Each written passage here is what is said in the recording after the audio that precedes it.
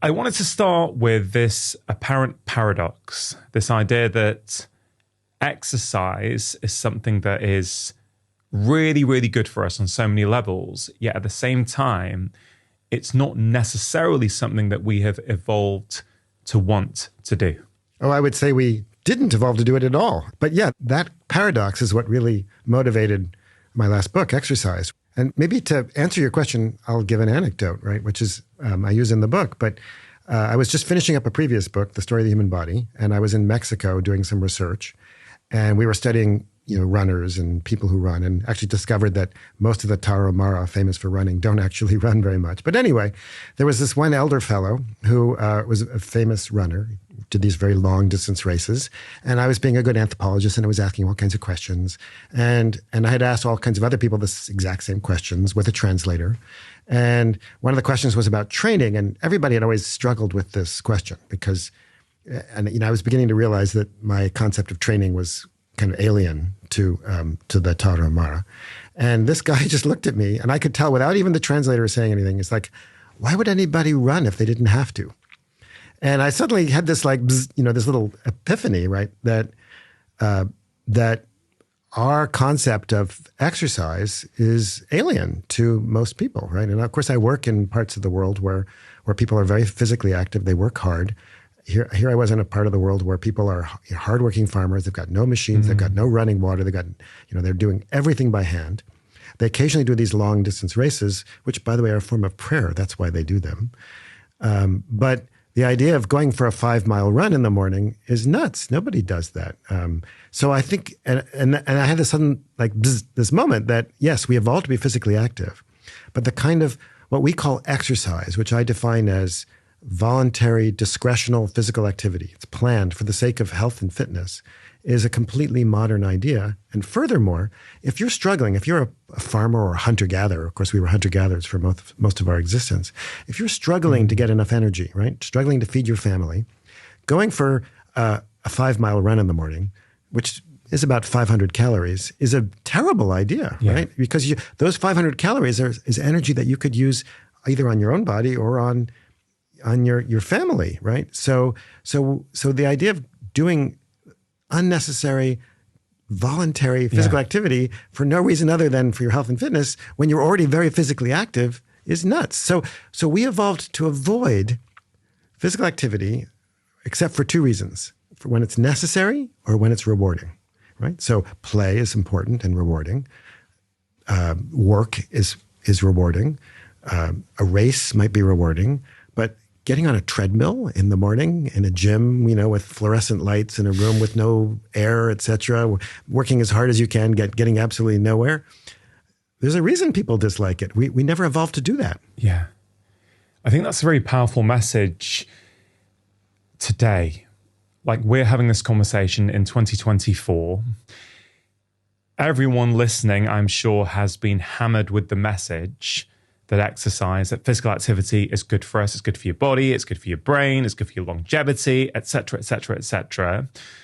So we've all got the knowledge that we probably should be moving more. Yet despite having that knowledge, so many of us are simply unable to put that into action regularly. And they start to blame themselves. They start to feel guilty, which is a huge problem that I see and have seen in practice for many years. And, we're having this conversation in London. I'm rarely in London these days, but I came last week for a couple of days. And I think the Underground station where I took a photo and posted on social media really illustrated your point, which was this beautiful flight of stairs. And on one side was an escalator going down, the other side an escalator going up. And literally, there was nobody on the stairs, and both sides of the escalators were full. And I posted the first thing I said is, this is not a post about blame. But I thought it just beautifully illustrated the problem that we have in modern society, which is, why would you choose to take the stairs if you don't have to? It's an instinct, of course. It's an instinct to take the escalator. There were no escalators in the Stone Age. I think I can say that with definitive knowledge, right? There were no elevators, lifts, so you call them here in England. No, but it's an instinct to save energy when you can. The escalator scene that you described has actually been studied. There are actually a series of papers that have been now done in many different countries. It's been done in the U.S. and Sweden, Israel, Japan. I can't remember where else. And it doesn't matter where you are on the planet.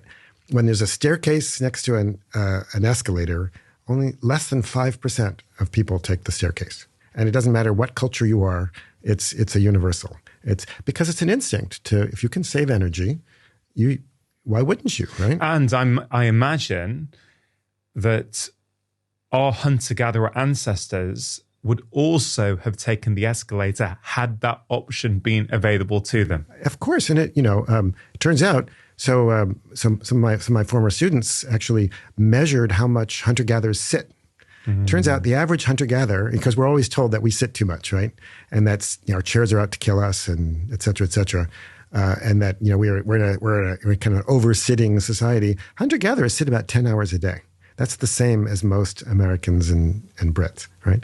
So they're no different from us. When they can, they sit down. I mean, there are some differences in their sitting, which we can maybe talk about later on. But I think, going back to your point, I think in addition to the fact that it's an instinct not to exercise, right, not to be physically active when it's neither necessary nor rewarding, that we also engage in this form of blame or shame, right? People are made to feel lazy. If you don't exercise, for some reason you're lazy. And you have to remember that we're asking people to overcome a very deep-seated instinct, right? And then people feel bad about themselves because they feel that, sure, I mean, they wake up in the morning and they think, well, yeah, I should go for a run, or I should do this, or I should lift some weights or something. And they don't do it for one reason or another. And then they feel really bad, right? And then they think that, well, they're lazy. There's something wrong with them. They're actually normal, right? They're completely normal human beings. And I think our job is to try to figure out how to help people be physically active, to maybe not even exercise, but how to be physically active in a way that doesn't cause that kind of, do it in a positive way rather than a negative way. And I think, and no offense, I know because you're a physician, but you're a physician that cares seriously about prevention. But I think one of the problems is that we've medicalized exercise. Yeah. We consider it a pill, right? And nobody likes to take pills. Nobody likes to, it doesn't make it fun. It doesn't solve that particular problem of overcoming that barrier. I mean, I'm sure you know that most medications, people don't take their medications either. So if people don't take their pills for diabetes or this, that, or the other, why are they going to take the exercise pill? Yeah, because it's often called the magic pill, isn't it? Exercise and, anti-cancer, anti-aging, anti-mental health problems, anti-everything. So perhaps a new PR angle is needed around exercise. I love that definition.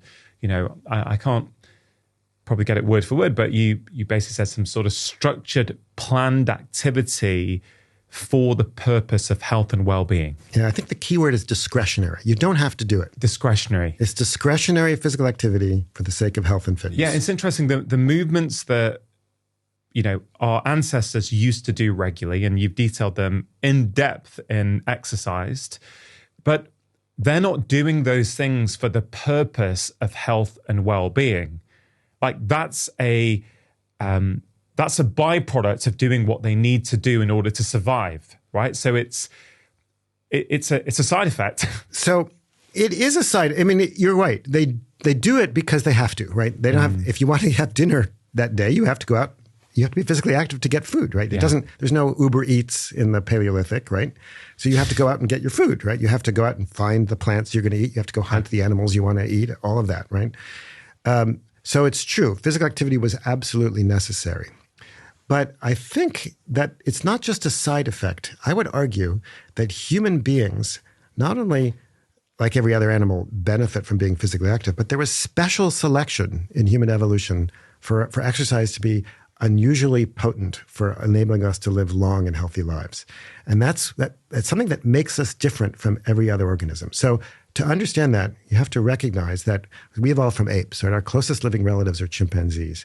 And, I've had the good fortune to go out and watch chimpanzees in the wild. And let me tell you, those those shows on TV where you watch chimpanzees and they're doing all kinds of amazing, wonderful things. They do that, but very rarely. Most of the time, chimpanzees just sit and eat. They're incredibly sessile. They're like plants. They just sit there.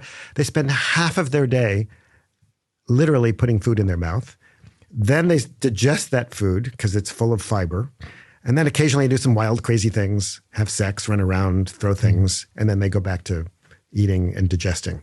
And so chimpanzees turn out to be basically couch potatoes. They're incredibly inactive. Typical chimpanzee walks 2 to 3 kilometers a day, takes as many steps per day as a sedentary American, and sleeps 12 hours a night.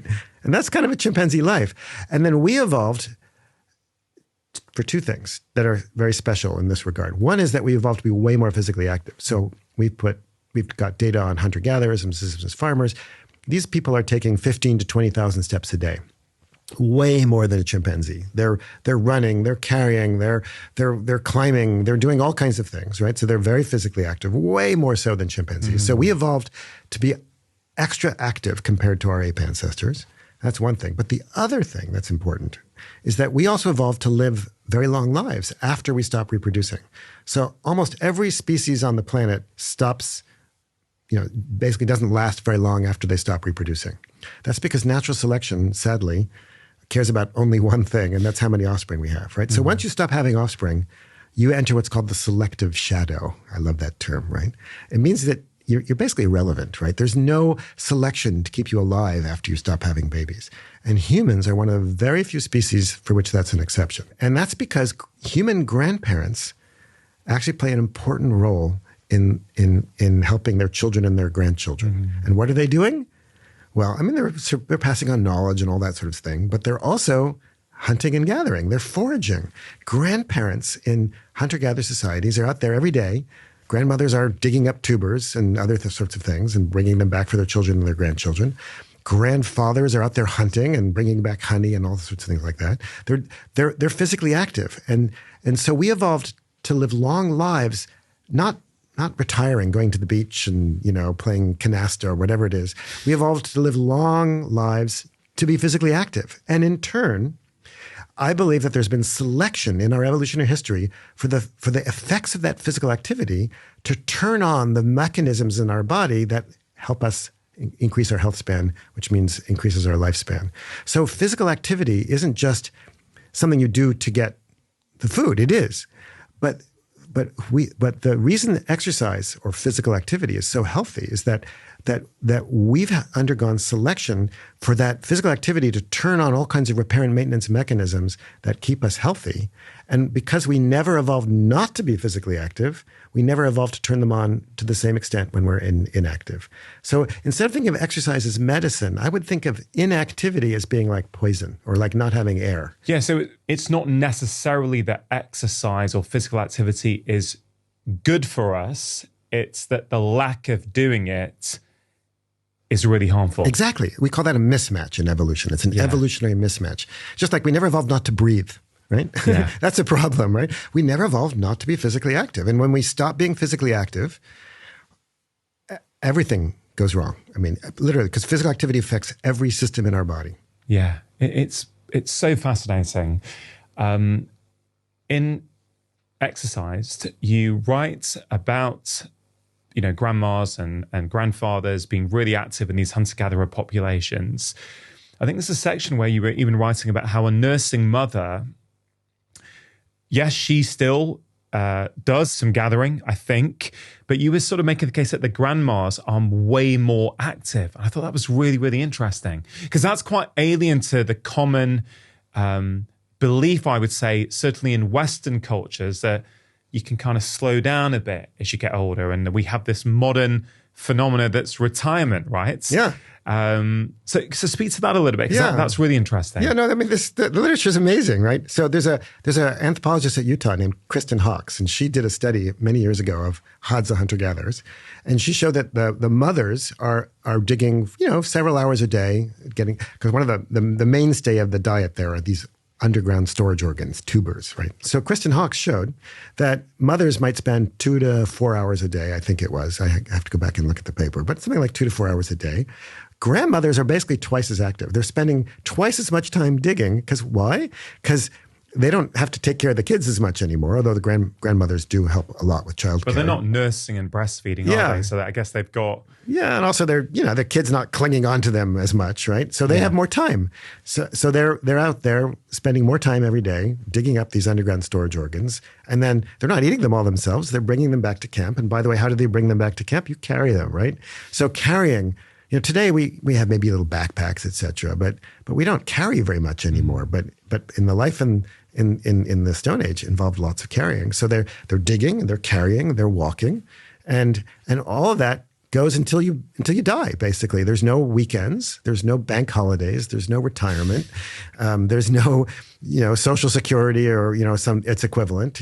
This is what you do, and it's rewarding, of course, but it's also necessary, and I think in turn that physical activity helps them live to be grandparents in the first place. Think about it this way. In the West today, a lot of people, as they get older, become less active. We know that from lots and lots of studies. Mm-hmm. And that we don't turn on those repair and maintenance mechanisms that keep us healthy. So we're more likely to get heart disease and diabetes and osteoporosis and Alzheimer's, and the list of various diseases is very long. But now we have medicine, people like you, kind of keep them going, right? And so we can enable us to live. We have reasonably long lifespans, even with a lot of chronic disease. So the average American, I think, their lifespan is 78, 79. But the average health span, the number of years that the average American lives without entering a period of chronic disability, is about 60-something, 63.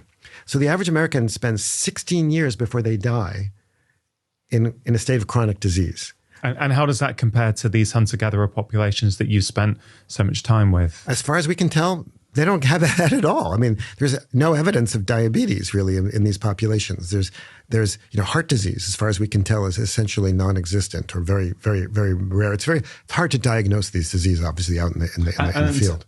Have you been to Kenya annually since you were in your 20s? Is that right? Oh gosh, I've been going to Kenya almost every year since 1987. It's a long time. And other countries in Africa. Yeah. You've been studying these populations, which gives you, I think, a rather unique insight into movement and how we as humans have moved for much of our past. It's interesting that there's very little heart disease from what you can tell. And of course, there's multiple risk factors for heart disease. Lack of physical activity being one of them. But it's kind of fascinating to me that some of these populations, to my knowledge at least, are eating sort of significant amounts of fat in their diets. We don't have that much data on hunter-gatherer diets. Okay. But we just published an analysis last year, 2 years ago, in the American Journal of Clinical Nutrition, where we took all the data on every hunter-gatherer population for which there is good dietary data. It turns out there's only about 12 or 13 populations for which we have sufficiently high quality data to analyze their diets. And there is no such thing as a hunter-gatherer diet. Yeah. They are incredibly varied. Some of them eat a lot of meat, and some of them eat very little meat. There is no one paleo diet. That's probably one of the problems with the paleo diet. But I would say that if you took an average, about 30% of the calories in a typical tropical subsistence population comes from meat. But also that meat is very different from the meat that we eat in the West. That meat has got lower levels of saturated fat. It's a different beast, basically. So so the meat is not even the same. When we're talking about the movement patterns that these populations have had, it strikes me as though there's a unity when they move. Let's say you're walking and you're digging for tubers. That has a real purpose, doesn't it? Right? You're doing that because you know that's important for survival, for your daughter maybe who's nursing your grandchild back at the camp or whatever it might be. Whereas a lot of the ways we now move as modern humans living in urbanized settings, is there's almost a lack of unity. And what I mean by that is, we could be, let's say we've motivated ourselves to go to the gym, the treadmill in front of the fluorescent lights. Okay, let's say someone has motivated themselves to do that. And good for them. Yeah. Often it's such a tedious pastime for them to do that they will do anything they can to numb themselves away from the activity. Maybe they're watching this podcast. Yeah. Someone will probably be watching it now, exactly. Or listening to music or watching the news or whatever. Again, so the grandma, the hypothetical grandma who you have seen and spent time with, who walks and then is chatting and is digging for maybe 4 to 8 hours a day and doing that hard physical activity, there's a reason for that. Whereas it feels like we've kind of divorced body and mind some of the time when we try and move, in terms of, I know physical activity is good for me. I need to do it. Oh, I've got to this treadmill, but let me just numb out for the next hour, but I'm still going to get those physical benefits. Is there any validity to what I've just sort of hypothesized there? And do you see any potential consequence of that? Well, I think what you're saying is that we have this mind-body dualism in our world today. And also we've because we're not physically active. I mean, I could have spent my entire day doing almost nothing. And I'm sitting in a chair here. I could have taken the subway here, et cetera, and the lift up and all that sort of stuff. So we now have created this weird thing called exercise because it's good for us. But when we do it, we're doing it. There's no purpose for it other than for the sake of exercise, and that is a kind of weird thing. And because it's not fun, we try to divert ourselves while we're doing it to decrease how unpleasant it is. Right, make it as minimally unpleasant as possible. Right, and that. We've industrialized it, we've commodified it, we've medicalized it, there's nothing wrong with industrialization or medicalization or commodification, but that takes away the real kind of the purpose for it that could make it much more. I think that's why people enjoy sports, right? Because when you play a game of football or something, right, you now have a purpose and most people don't think of.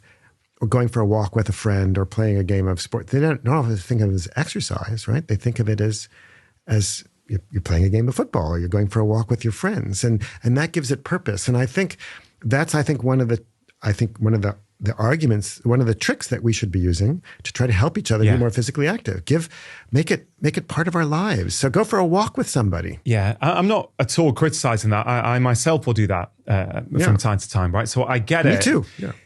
I just find it fascinating that throughout my career, I'm sure the same as with you, you evolve, things that you sort of spiral around, you think you've cracked something and then you get some more information, you develop new insights and you come back round again to possibly where you were before. And I kind of think about this mind-body separation a lot. And I think two things. I think we're a time-pressured society because of the way that we work often.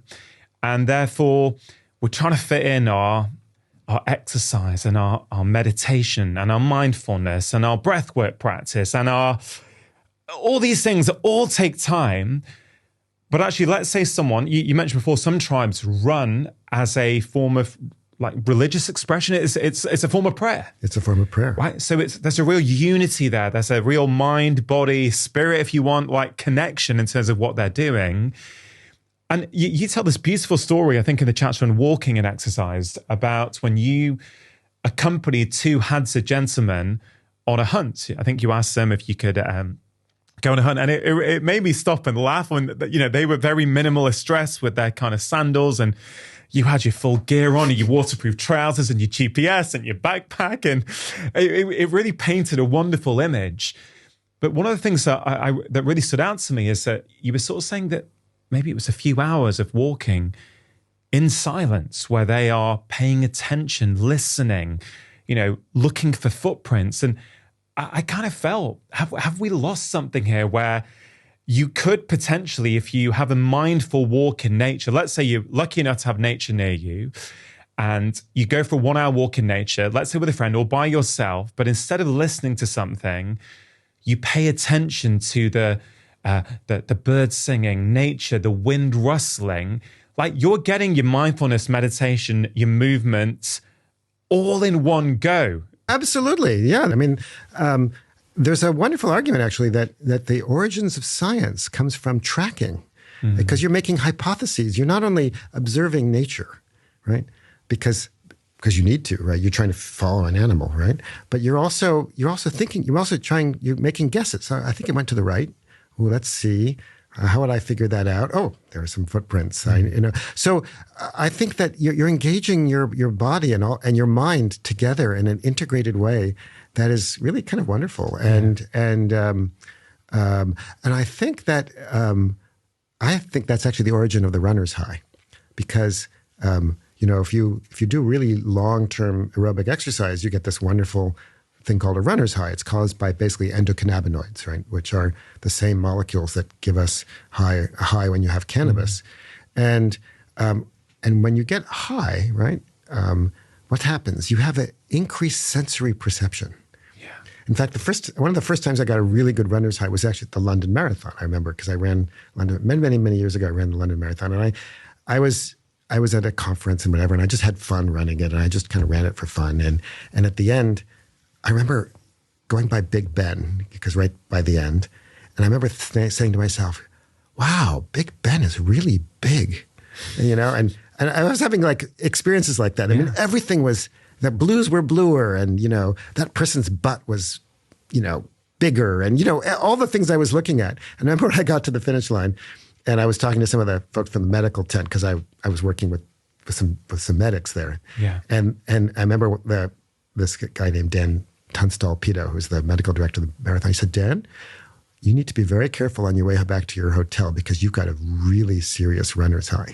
Right. It's like, oh yeah, I guess I do. Wow. But why do we have that runner's high? Because when you're running, you're tracking and you're picking up all this information, and it's helping you get more. Everything you're seeing is now heightened. The sensory awareness is higher. And I think, so we actually have adaptations to increase exactly what you're just talking about. Because I guess the point of running, and I appreciate that you do mention that there are these long races that the Tarahumara often do to, celebrate or as a form of prayer. But generally speaking, the running is done for a purpose. Correct. So therefore, it makes sense that we would have heightened awareness and sensations and maybe sound. Yeah, and everybody who runs knows that, or does any kind of exercise, that you have this heightened sensitivity. And, it can be fun to listen to. This morning I ran along the Thames, and I had headphones, and I listened to some very zippy playlist, and that was a lot of fun. But sometimes I often run without music, and I find it's a form of meditation. Yeah. And my mind wanders, and I look at sights and all that, and that's really kind of wonderful too. I think when I spoke to Eliud Kipchoge, the Kenya marathon runner, a couple of years ago, the week after he broke the world record in Berlin, from recollection, when he's running with his running team and his crew, no one's listening to anything. Never. But he said, I think when he's like doing some extra work on his indoor bike, I think he said that's when he'll put on music. Again, to sort of maybe dilute the tedium of something. Whereas, sure. Which I find interesting. Dan, you've studied the biomechanics of human movement in a number of forms over the years. Yeah, that's my day job, really. Yeah. And so, from what you have seen, and there's a gorgeous section in the introduction where you said you've played barefoot cricket in India, you've raised horses on foot in Mexico, you've tracked oxen and kudu in Tanzania, you've run and carried water over your head in Kenya. I thought, what a rich life you have led. You've studied all these populations as well, but what are some of the key things you've learned from these more natural populations about human movement that we perhaps have got wrong in terms of how we understand human movement here in the West? Well, first of all, I think what I've learned the most from I've been very fortunate. I agree, and I have the best job on the planet, I think, and I'm incredibly lucky. But I think what I've learned the most is that these folks are just ordinary, everyday folks. They're like everybody, right? Mm. And they have the same goals and wishes and desires. They're trying to do better for their children, and they're working hard, just like people in London are working really hard, but they're just working hard in a different way. And there's nothing really special about them. It's just that, but I think the thing that I've learned the most, but I've learned to really, I don't think of them as more natural populations. I just think of them as just human beings who just live a less industrial life. But I think what I've learned the most is that it's changed the way I think of what's normal, right? We think it's like yesterday I got in an airplane and flew from Boston to London. And this morning my hotel, I had breakfast cereal that came in a box. And I had, milk that came from a thing. And when I wanted water this morning, I just turned a faucet and out it came and all that. We think that's normal. And I think what I've learned the most is that the lives that we live today in many parts of the world, especially cities and high income countries, they're not normal, right? And just perceiving that, thinking about that has been eye-opening. Everything from the footwear that we wear, like wearing cushioned shoes with high heels and all that kind of stuff, to the foods that we eat, the physical activities that we do, they're not normal. There's not no one normal way of doing it, but what we're doing is very abnormal. And sometimes that's good. I mean, antibiotics are good. Refrigeration is good. There's, brushing your teeth is good. There's lots of things that I do that are not normal that are good for me, but there's also a lot of things I do that are not normal that are bad for me. And I think the experiences I've had have helped me think a lot more about just what's normal, and also think about variation, because there's an enormous amount of variation out there in the world. If you go to populations in the Arctic versus the tropic, and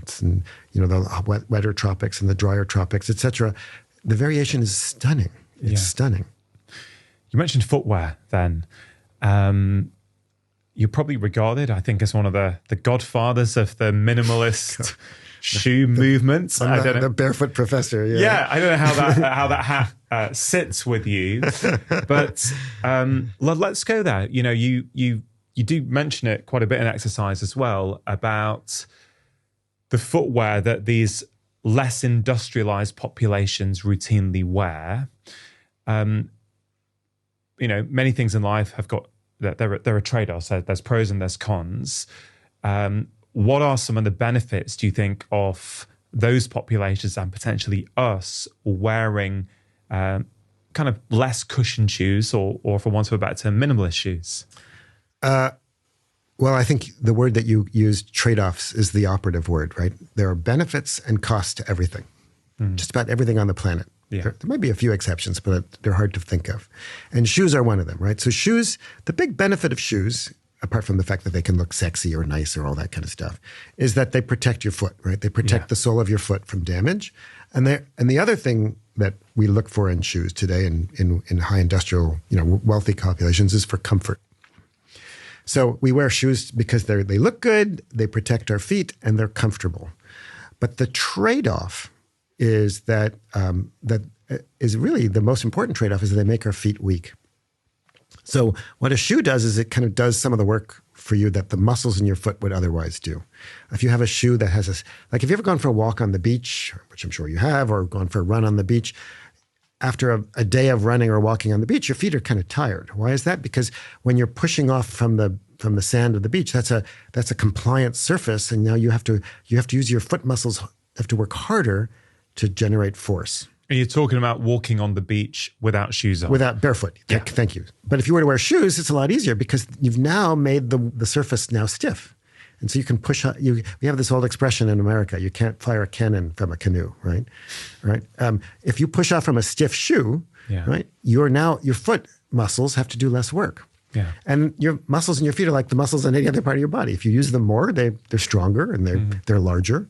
And so by having shoes that are stiff, but also having arch supports in them and toe springs and all the fancy schmancy features that we have in our shoes, enable the foot muscles in our feet to atrophy or not grow to the extent that they normally would have grown and be as strong. So we've published studies where we've taken out into the field just an ultrasound. Now we can have these really cheap ultrasounds that work on a tablet. It's amazing, the technology. Okay. So we can go out and ultrasound people's feet in Kenya and places like that, in Mexico. And people who don't wear shoes have much stronger foot muscles. That's the best way to measure foot strength, is the cross-sectional area of the muscles. And we can look at people from the same population who live in the city, who wear shoes all the time, and they have smaller, weaker feet. They also have a much higher percentage of flat feet. So actually, out in the areas where people are habitually barefoot, we don't see flat feet at all. I mean, it's non-existent. Whereas you go into the city, you see the same percentage of flat feet as we see in America or in England. Yeah. So I think the big effect is that people's feet have become weak. And, you go to the gym and you watch people work out, right? I go to the gym sometimes too. And, people are working on their biceps and their legs and their, whatever. But the one bit they're not working out is their feet, because they're now encased in these supportive, cushioned shoes that have effects. So that's one thing. There's one more thing, though, which is that when you have cushioned shoes, it also changes how you run. So barefoot people don't land hard on their heels. They have to land softly and gently because it hurts. Yeah. And now we have these shoes that have all this cushioning, and that not only that changes the mechanics of how we run, and when that does that, we end up not feeling the impacts, but the impacts are there because they're just slowed down. That actually increases the impulse. That's the area under the curve. It's the integral of the and that actually shoots up to our knee, and we think that causes a lot of knee injury. So shoes make your feet weak, and they also, I think, change the way we walk and run, and that can have negative effects. Okay. I've got so many questions. That's a long answer. Sorry. No, not at all. I mean, regular listeners to this podcast will know what a fan I am of minimalist shoes. I personally have been wearing them since 2012 now, so 12, almost 13 years, like pretty much exclusively. I see you've got some Vivo Barefoots on, like I have at the moment. Just taking a quick break to give a shout out to Vivo Barefoot shoes. Now, I've been a huge fan of Vivo Barefoots for over 10 years now, well before they started supporting my podcast. They are the only shoes that I wear, and they really have had a huge impact on my own life and the lives of many of my patients. You see, when people start wearing minimalist shoes like Vivos, you can see improvements in things like back pain, hip pain, knee pain, foot pain. Even things like plantar fasciitis can often get better. And scientific research shows us that just wearing Vivos for about 4 months or so improves the strength in your feet by over 60%, which is absolutely incredible. One thing people don't realize about these shoes is just how flexible they are, which allows your feet to do what your feet naturally want to do, rather than the shoe dictating your foot's movement. Vivo Barefoots are giving my audience a 15% off one-time code when you make your first order, and they make it really easy for you to give them a try. They give a 100-day trial for new customers, so if you don't like them, you just send them back for a full refund. I'm a huge fan. I really hope you take advantage of this offer. To get your 15% off codes, all you need to do is go to vivobarefoot.com/livemore or click on the link in the description box below. But I just want to go back to what you said about strength. So let's make the case to someone who goes, well, but why do I need foot strength? Like, for example, they may see the merit in, I don't know, going to the gym. Let's say they're a young guy in their 20s. They might fancy the idea of some bigger biceps, right? So they can see, if I work on my biceps in the gym, my biceps are going to get bigger, which might look good, and are also potentially going to help me carry things, right? So there's a reason that they might want to go and work on their biceps. They might also be thinking, Dan, yeah, but why do I need my foot to be strong? What benefits is that going to have for me? Well, if your feet hurt, you're not going to be a happy individual, right? And having weak feet can cause a wide range of problems. The biggest one is, I think, plantar fasciitis. So the plantar fascia is this connective tissue that runs underneath your foot. It goes from your heel, and it's this very avascular, but highly innervated. So there's lots of nerves in it, but very few blood vessels, that runs from your heel and it wraps around underneath your toes, right? And we've actually studied the evolution of the plantar fascia. It's an old feature that evolved long ago, but in humans, it's taken on a new role. And that role is to act as another layer of the foot that helps us stiffen our feet when we push off. So humans, unlike one of the unique things about humans is we have an arch in our feet. Chimpanzees, other animals don't have that arch in their feet. Actually, we have several arches in our feet. There's a transverse and a longitudinal. But anyway, that fascia helps stabilize that arch when we push off.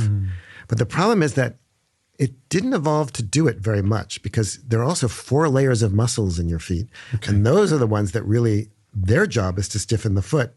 And what happens is that when those muscles are weak, the fascia ends up doing a job it never evolved to really do, which is to take over the job that the muscles should be doing. And then what happens is you stretch that fascia, it gets angry, and you get plantar fasciitis, which I'm sure you know, and I'm sure many of the listeners know, is one of the worst things can happen. It's awful. Plantar fasciitis sucks.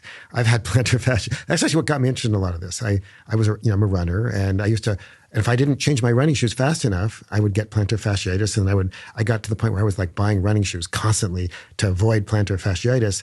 Now that I've switched to minimal shoes, because we published the big barefoot running paper in 2010. It was the cover of Nature, but I started sort of studying this I was sort of doing it maybe 2007, 2008. I can't even imagine having plantar fasciitis anymore because I have much stronger feet. So if you want to avoid plantar fasciitis, you want a strong foot. If you want to avoid having a fallen arch, a collapsed arch is no fun either. People develop an arch the first few years of life. Babies are born with a flat foot. You develop it as you start using your foot. And then people, if they stop using, those muscles in their feet, the bones of the feet, those muscles get weak and your foot collapses again. So again, people who have strong feet who don't wear shoes, they don't have fallen arches. They don't have flat feet. Yeah.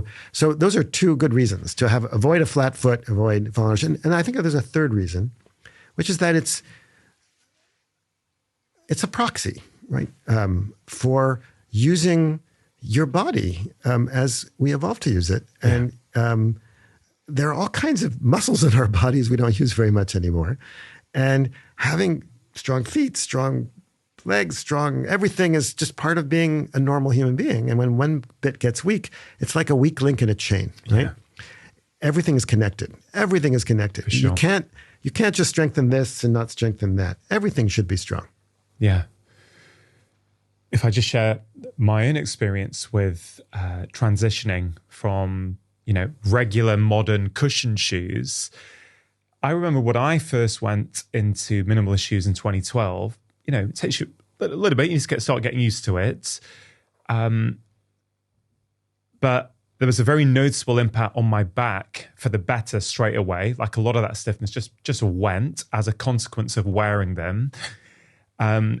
When I started wearing them, people told me I had flat feet. A podiatrist diagnosed me with flat foot. You could see that I had flat feet. I don't anymore. Exactly. Okay. And this is what I think people sometimes don't understand. It's like, oh, now that I'm using my foot muscles, well, guess what? My arch is coming back. This happens over and over and over again. We published some data on this. I mean, this is considered anathema to many podiatrists, but it's true. By strengthening your foot, you can restore an arch. And, there are a lot of podiatrists out there who say you can't do that, but that's just not true. Yeah. It's another example of where I feel in medicine, for all the things that we do well, one of the problems I've always had in my profession is that I feel much of my training and focus is to deal with the downstream symptom. Oh, absolutely. So my previous book, The Story of the Human Body, I came up with a term for this. It's what I call disevolution.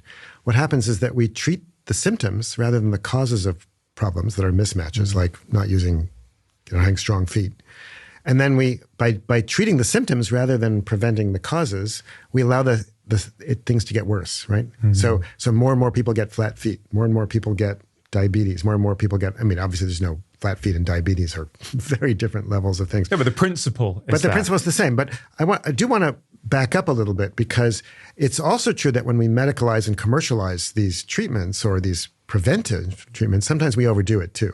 So when that book Born to Run came out, which started arguably in my lab, but a lot of people read that book and they thought, all I have to do is switch to minimal shoes, go barefoot, and all my problems will be solved. My teeth will be whiter, girls will like me more, whatever, right? I'll be able to run a 2-hour marathon.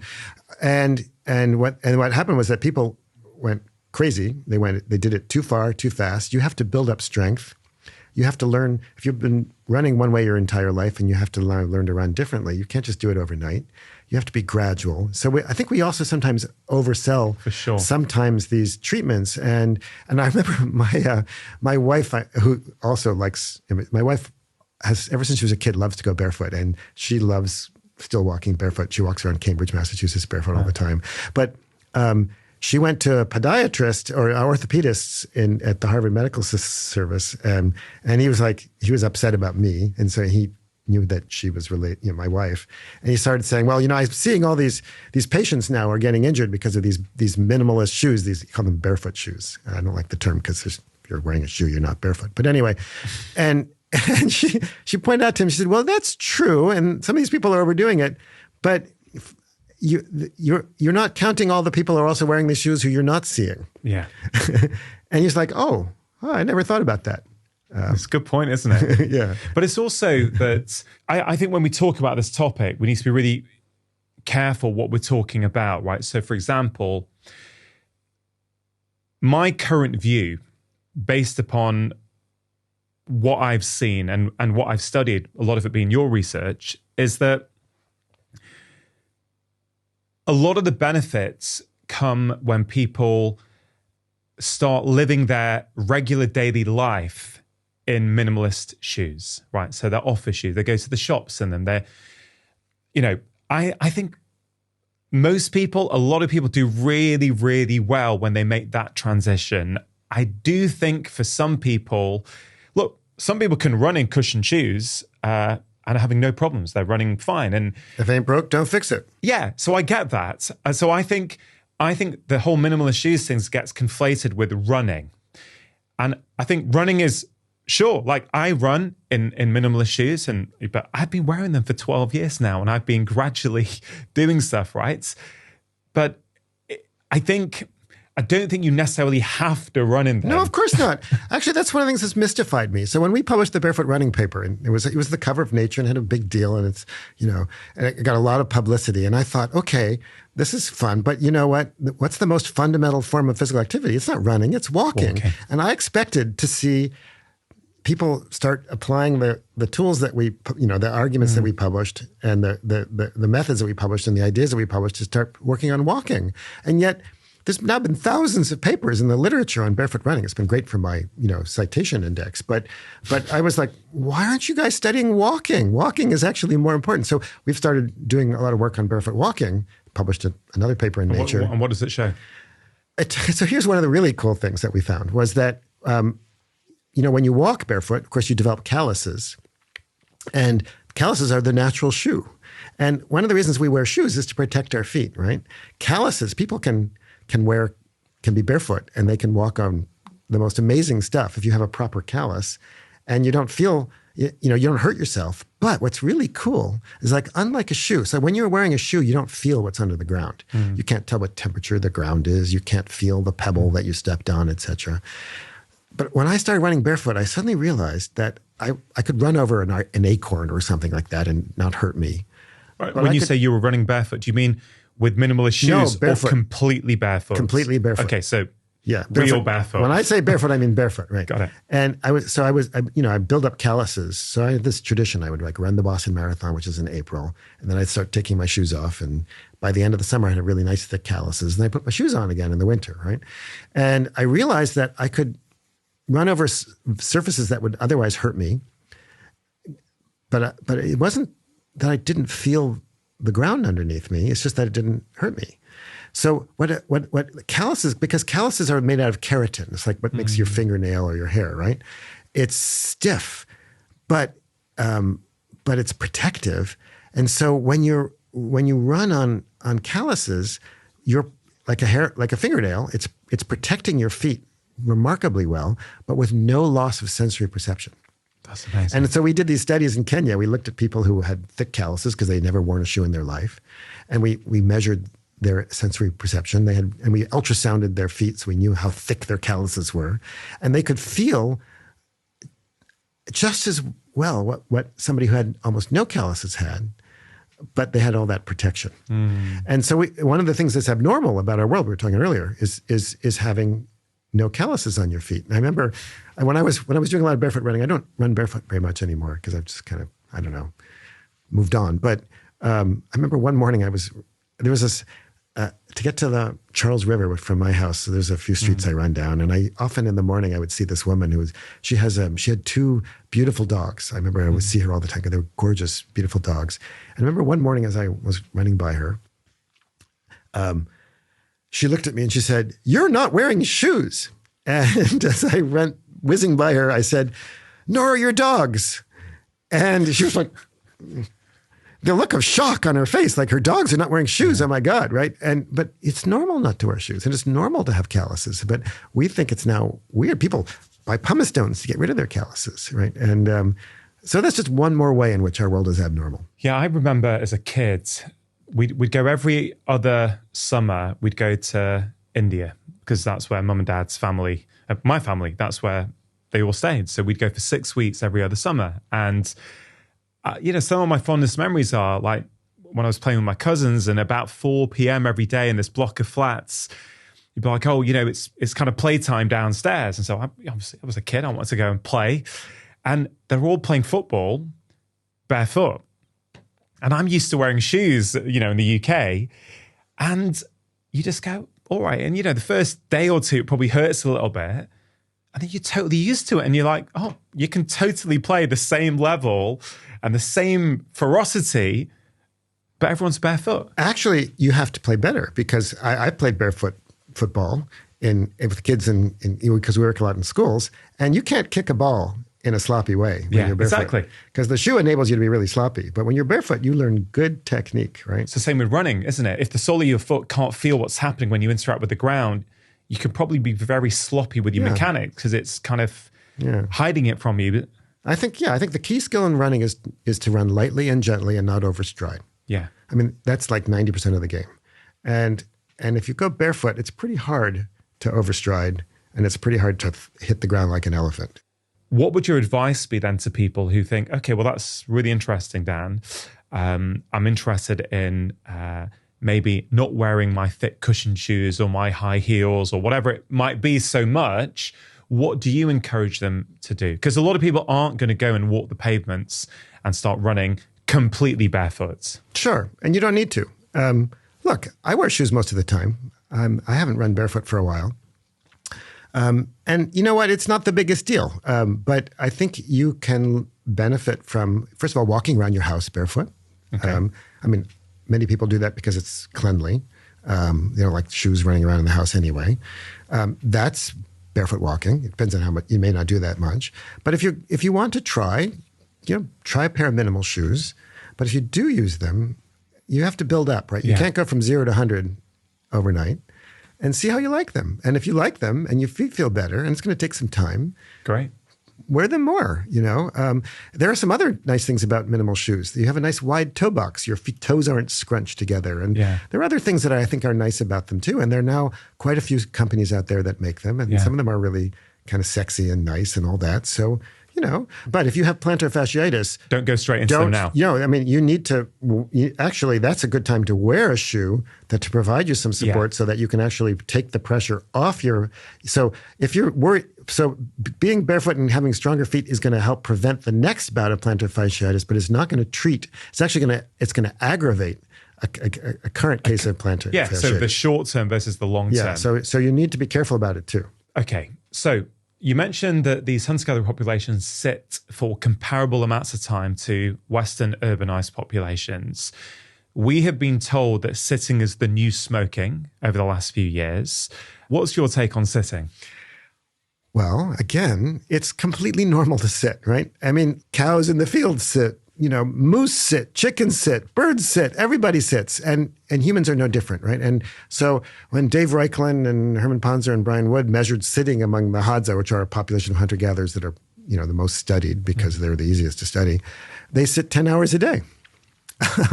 So the idea that, sitting is this modern Western scourge is just not true. That said, there are important differences between how we evolved to sit and how people now sit today. Now, right now we're having this lengthy conversation and I'm kind of glued to this chair. But so what we sit now in the West, we may sit long periods of time, but we also tend to sit for long uninterrupted bouts, hours at a time without getting up. But if you look at populations that don't have chairs, they interrupt their sitting bouts constantly. They get up to tend the fire, to go pick up a kid, to do a little bit of this, to do a little bit of that. And so is that always to do stuff, or is it sometimes because if you don't have a chair, you might be sitting in a absolutely. Position that becomes uncomfortable after 20 minutes? I think it's a combination of the two. Yeah, exactly. Okay. So they don't sit for long uninterrupted bouts. That's one difference. And the other difference is that they don't have, like this chair I'm sitting in, I'm now leaning against the back, right? It's now, the chair has been designed to, for ergonomically to have the least amount of work that my body's doing, right? And so that means that I'm not turning on a single muscle in my body now, except for I'm gesticulating and I'm using my mouth, right? Whereas, the modern chair with a seat back didn't become common until the Industrial Revolution. Actually, the first mass-produced chair was produced in 1859, an important year for evolutionary biologists because that's the year that The Origin of Species was published, right? Wow. And so Tonnet, a guy in Germany, produced the first, the cafe chair with those bent wood. That was the first industrialized chair. And now, of course, chairs with backs are omnipresent. You go anywhere in the world, those plastic chairs, or you name it, you go anywhere on the planet, people have chairs, right? But this chair I'm sitting in and that you're sitting in, now we no longer have to use any back muscles to keep up our upper body. We're not squatting or sitting on the ground, so we're not using any of the muscles in our legs. And when you even that little bit of muscle effort changes, and also getting up every once in a while. So intermittent, sitting for, getting up every once in a while, and also using chairs. More active sitting positions. Exactly. And also, having to use your back to stabilize yourself or your quads or your hamstrings, et cetera, to squat or sit on the ground.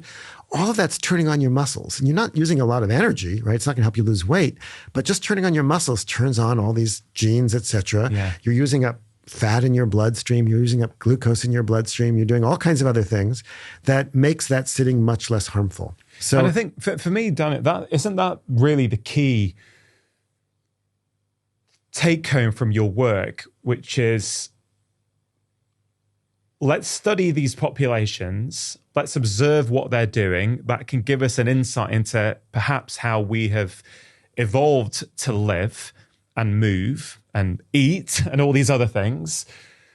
But we're not going to go back to that world, most of us. So what can we learn from them and then apply in our modern urban environment? And so what came to mind as you were describing that is about 3 years ago or so, we're in London at the moment, but in my own podcast studio, I've got I don't know, you'd call it a chair. It's called a Move Man. And it's the best thing I ever bought because it's basically, there's no back to it.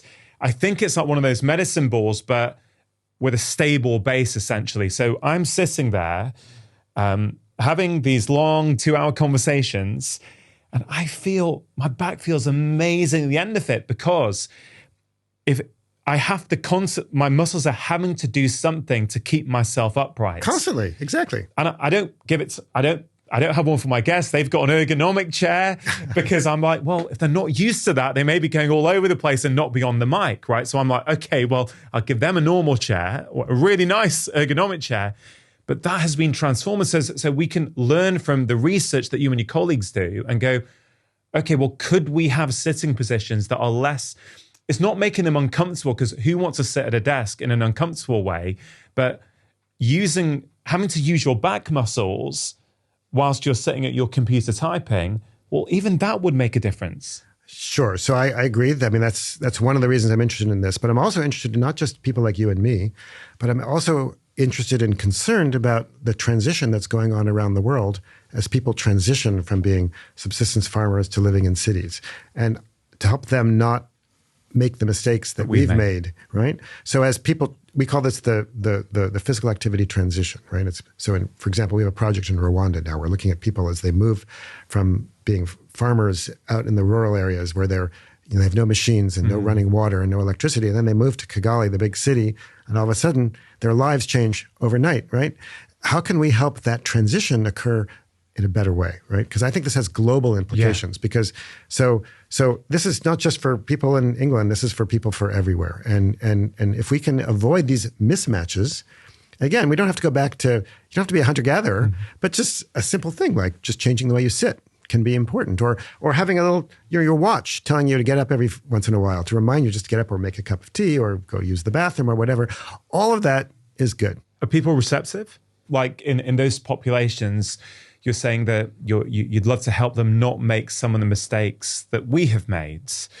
Well, right now we're mostly studying what's going on. Okay. And then hopefully having an impact in terms of public health, right? So like, for example, in Kenya, working with the Kenya National Museum to do an exhibit on this sort of thing that's in the Kenya National Museum, which is the big, museum system in Kenya, to try to actually, we're trying to use the enthusiasm for running in Kenya to kind of give a public health message about physical activity. That you don't have to, be like Eliud Kipchoge or whatever and win the London Marathon or the Boston Marathon or whatever. Just going out for a jog can be a great thing, or just other aspects of physical activity. So that's this is an important message that the whole world needs to know. In terms of walking, there's a maxim, isn't there, that we should aim to have around 10,000 steps per day. What's your take on that? Oh, well, that's a kind of a funny story. I'm not sure if you've covered that on your podcast before, but that 10,000 steps a day came from, there was this accelerometer that was created in Japan just before the Olympics in '64. And the story is that apparently in this company, they were sitting around the table deciding what to call it. And apparently 10,000 is an auspicious number in Japanese. And they said, well, let's call it the 10,000 steps meter. And turns out it's actually not that bad, right? It's not bad as a recommendation. I think it turns out to be okay. So if that'll help you get more steps in, so if you have one of those watches that makes sure you get 10,000 steps every day, fine. But we've kind of medicalized it, right? We've turned it into a prescription, and we often talk about optimizing health or whatever. Well, it doesn't work that way, right? If you look at, so my colleague Ayman Lee at Harvard has done a lot of work on step counts in health. And if you look at some of the graphs that she's published, for example, first of all, there's a lot of error around the mean. But if you're interested in, say, heart disease, the more steps you take, the better. 3,000 steps is better than 0,000 steps, and 5,000 steps is better than 3,000 steps, and 7,000 steps is better, et cetera, et cetera, et cetera. Is there an upper limit? So far, I don't think she sees a limit for steps. It's just walking, right? So, like, if you could get to 15,000 or 20,000 steps, it's currently, from what we know, we think that's going to help decrease your risk of heart disease. That's what her data show. But again, there's a lot of variation around the mean. So what your benefit might not be the same as my benefit. Of course, right? There's a lot of variance around that mean.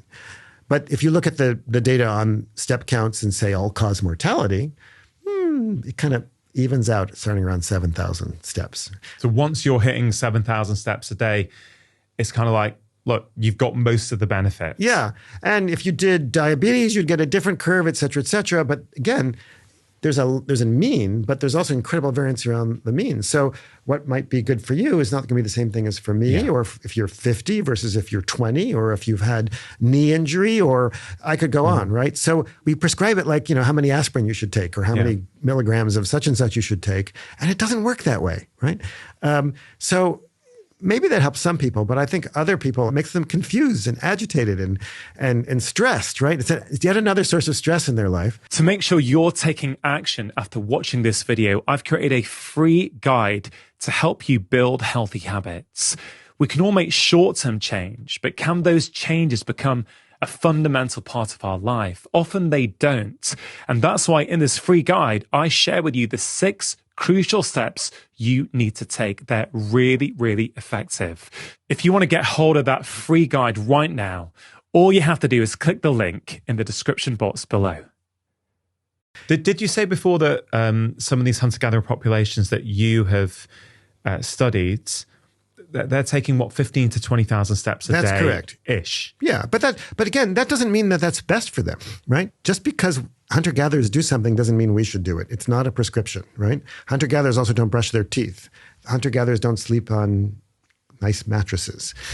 Are you going to give up your mattress, right, and sleep on the ground? Hunter-gatherers don't get on airplanes. Hunter-gatherers don't have refrigerators. Hunter-gatherers don't use vaccines. I mean, I could go on, right? So we call this a paleo fantasy, the idea that what hunter-gatherers do is a prescription for modern life. Instead, it's that by studying hunter-gatherers and also farmers, most of my work is actually with subsistence farmers. So subsistence farmers are people who tend to have no machines. They don't have to do their work don't have tractors. They don't have generators. They don't have electricity. They don't have running water. So these are people who are growing the food that they subsist on. So that's why we call them subsistence farmers. And which country are you studying these? We've studied them in Mexico. We've studied them in Rwanda. We've studied them in Kenya. That's where the three main places we've done this kind of work. Anyway, so just because hunter-gatherers take X number of steps per day doesn't mean that's the number of steps you should take, right? Just because hunter-gatherers eat something doesn't mean that's what you should eat. Just because hunter-gatherers don't do something doesn't mean you shouldn't do it either. Instead, these are populations that tell us about the normal range of human variation and how our world has changed, enabling us to now understand what's a mismatch, right? What is it that we're not adapted for, right? Because a mismatched disease is a disease that is more common or more severe because our bodies are inadequately or imperfectly adapted for this novel environment. And so these are ways of helping us identify the mismatches in our world and then addressing them. So there is no one number of steps to take per day. Look, the evidence on exercise is pretty darn clear, right? Which is that, or physical activity, I should say, right? If anything is better than nothing, right? If you're completely sedentary, just taking a few steps, more steps a day, climbing the stairs, parking your car further away from the shopping, anything is better than nothing.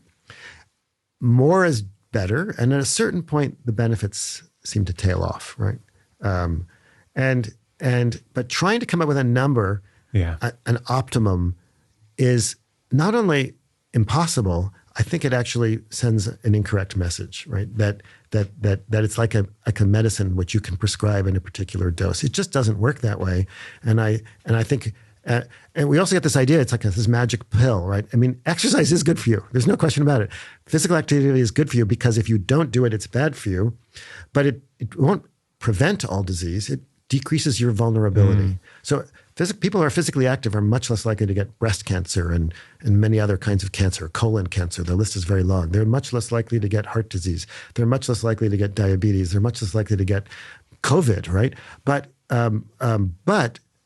they're not prevented from getting them. You can still get diabetes if you exercise. You can still get heart disease if you exercise. You can still get all these diseases if you. It's about reducing risk. It reduces your risk. I would say it reduces your. That's the medical term. The evolutionary term is it reduces your vulnerability, right? Your vulnerability. So risk is a statistical measure, but it doesn't really work that way for you and me. Yeah. Many people are becoming aware these days of the importance of strength and lean muscle mass, particularly as they're getting older. I think that certainly is a public health message, at least in the online podcast world. It's getting out there that it's important. It's incredibly important. Yeah. So can you explain why you think it's so important based upon what you've seen? So one of the, as people live longer, right? Actually, we're not living all that much longer. The data for hunter-gatherers, by the way, is that if they survive childhood, their mean age of mortality, of death, is between about 68 and 78. 78, by the way, is the life expectancy of Americans today, right? So it's not dissimilar. No, it's pretty similar, right? But the difference is that they're not getting a lot of these chronic diseases that we get today in the Western world, right? So they may be living to similar ages, but free from these afflictions that reduce quality of life for so many people these days. And the term we use is health span, right? So health span is the number of years you live without any serious disease or disability, right? And so their health span is basically the same as their lifespan because there's no medicine to keep them going, right? Once they get sick, they die, right? So we evolved to have a long health span, which means therefore to have a long lifespan. And and one of the ways to extend your health span is to stay strong. What happens is that, people, if they, muscles are a use it or lose it tissue, right? Yeah. They're metabolically expensive. You're clearly stronger than I am, but so most people are about 30 to 40% muscle. People who do a lot of weights might be a little bit higher, right? But muscle's really expensive tissue.